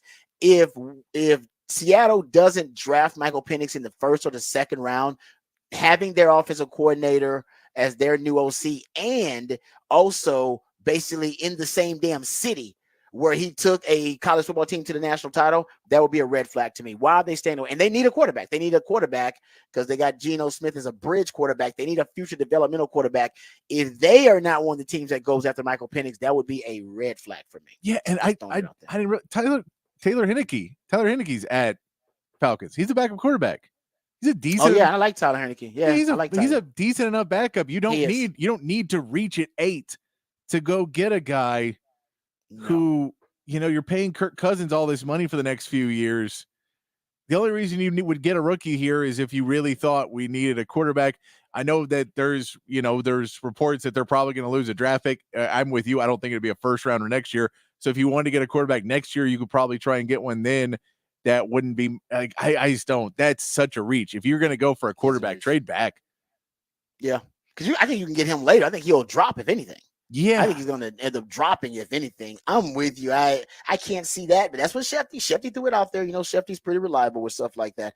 Albert Breer is claiming that the Dolphins are very interested in Xavier Worthy. And there's more talk about the Dolphins having a fixation on Xavier Worthy because we know speed is Mike McDaniel's big thing. You got Jalen Waddle. You got the fastest team in the NFL right now. Jalen Waddle, Tyreek Hill. You got Raheem Mostert, Devin A-Chain. Yeah. And now you're going to add Xavier Worthy? That would be the fastest team in the history of the NFL, Patrick. And you know what? It doesn't make sense. The reason it makes sense is because Tyreek Hill's getting older. And at one point, you're going to pay Tyreek Hill again, and you're going to pay Jalen Waddle before that. So I'm not saying you're moving on from Tyreek Hill, but he is getting older. I think he's like 30-something now. I do wonder if they're thinking about the Tyreek Hill replacement, and Xavier Worthy would be the ideal replacement because he's the fastest man in the history of the NFL Combine. So I don't know how old Tyreek Hill is, but maybe that's an option. Tyreek Hill will be 30 this season. He'll be 31 next season, which is still a decent, and he's still going to make a decent amount of money. You can't pay him his 2026 money, though. What is it? $43 million base salary. That's the base. Not with the signing bonus, not with the roster bonus, not with the workout bonus, not with the restructure. $56 million cap hit in 2026. $11 million in dead cap if you cut him that year. So they could draft Xavier Worthy and start. Yeah, because you are not paid $56 million for a 32-year-old Tyreek Hill. Hell no. Y'all wouldn't pay that for a 23-year-old Tyreek Hill. I did not realize that. Okay, so that makes sense actually now. If they want to replace a speed demon with a speed demon, maybe they do have to go after Xavier Worthy. All right, so there you go. A couple of trade rumors. How about this though? Zach Wilson traded to the Denver Broncos. I actually like this trade for Denver. I like it for Zach Wilson too. But he's traded for a 6th round pick. So basically, Denver is expected to send a 6th round pick, 2024 6th round pick to the Jets for Zach Wilson and a 7th round pick in exchange. So that's not a lot of value for a former 1st round pick. So now, if you're looking at it, Patrick, this is why I was talking about the Cowboys. You got to try to extract as much value from every acquisition as possible. There were 5 quarterbacks taken in the top 15 of the 2021 NFL draft. 4 of them have been traded, and now we know what the market the market value is for those quarterbacks. Zach Wilson traded for a 6th round pick. Actually, in exchange for Zach Wilson in the 7th, they get a 6th round pick. The Bears traded Justin Fields for a 6th round pick. Conditionally, it's a 4th if he starts more than half those games. Mac Jones traded by the Patriots to the Jags for a 6th round pick. So it seems like 6th round pick, that was more the value. Cowboys paid a 4th round pick for Trey Lance. So they overpaid for him a little bit. And if you don't get some return on that investment, then you'd have to see that as a bad investment by the Cowboys. I do like the move to give them options at the quarterback position. I'm all about stockpiling quarterbacks, but I'll admit you miscalculated the market just a little bit and you overpaid for Trey Lance. But this is what it's about. Every transaction, every acquisition, extracting a little bit of value. And then when you look up at the end of the calendar year, you add up all that value, that cumulative value, and then boom, that's how you end up having as a GM. That's how you end up having a hell of a season, like what a Nick Caserio's having, because all your contracts, all your players on those contracts, they outperform them. All the players you drafted outperform their draft position. And that's what you want if you're the Cowboys. I don't think you get that enough. if you're the Cowboys. So another example of it. All right, there you go. Zach Wilson traded to the Denver Broncos. By the way, that's if Sean Payton can resurrect that skill set. We've seen it with guys like Geno Smith. We've seen it with Jared Goff and a Baker Mayfield. These stories of quarterbacks who were once considered a bust, now considered to be, potentially starting quarterbacks or bridge quarterbacks. It would be a hell of a story if Sean Payton can resurrect and resuscitate Zach Wilson's career. He is last in all of these categories. In terms of quarterbacks with at least 20 starts in the last 3 seasons. Yards per attempt, success rate, EPA, accuracy, first down rate, touchdown rate, explosive play rate, explosive pass rate, passer rating, total QBR, completion percentage, and touchdown interception ratio. He is the worst in the NFL in all of those categories the last 3 years. That is a Herculean task ahead of Sean Payton. All right, we come back. We're going to wrap it up, put it in the oven, and let you know who said that right here on the Rodcast featuring Patrick Davis on Lifetime Longhorn. Rod Babers coming back on the horn.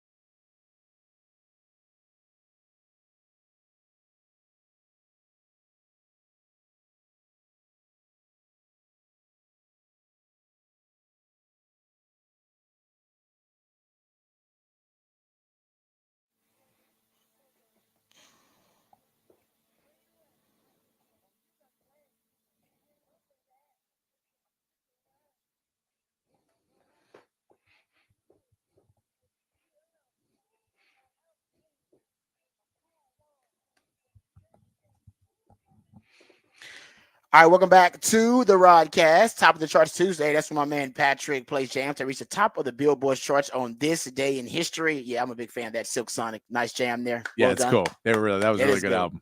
Yeah, nice little throwback there. Yeah, that's a nice little project that Bruno Mars and Silk Anderson Sonic .Paak. Anderson .Paak. Is that what it is? Yes. Because it's a nice little project for him. It feels like almost a like a caricature album, but it's really cool. Actually, I enjoyed that one. So there you go. Top of the charts Tuesday when Patrick plays jams that reach the top of the Billboard charts on this day in history. All right, it's time for Who Said That? That's when we play audio from a sports celebrity or any celebrity, and based on the context clues or based on the audio itself, you're supposed to decipher and diagnose who said that. And I think the biggest problem with a lot of kids these days, it's all about them. It's all about them, their brand, their social media. And then when it's about me and then not about us, well, there's no way to succeed as a team if all you're doing is thinking about how selfish it is for you to get the attention. It's cool to show the world how great you are, but the most inspiring thing is how great you can make others. That's the point of life, is what we could do. How do you help other people finish the race, not just you? Well, there you go. That's on the Deep Cut podcast. Tom Brady, the GOAT, talking about. He always sounds like an old man, doesn't he? Already sounds like get off my porch guy. You know the problem with these young kids. You know the problem with these young kids? They did the same thing I'm doing right now, and they're out there. I mean, buy TB12, go get my brand, and I'm the best ever. And don't listen to what I'm saying. What you need to do is realize, unless you're Tom Brady, suck it up and bow down to Tom Brady. Can't stand that guy. That is true.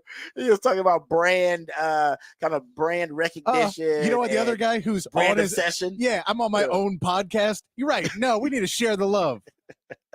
Give me a break. Let's ask Giselle how she feels about how selfish Tom Brady is. She's probably got a different take on that one. Yeah. All right, thank you, Patrick, for everything you do, brother. Thank you guys out there for listening. Remember, the revolution not be televised. Talk about it right here on the Rodcast. We love you guys. We mean that. Take care of yourselves, but more importantly, take care of each other. Until next time, peace and hook 'em.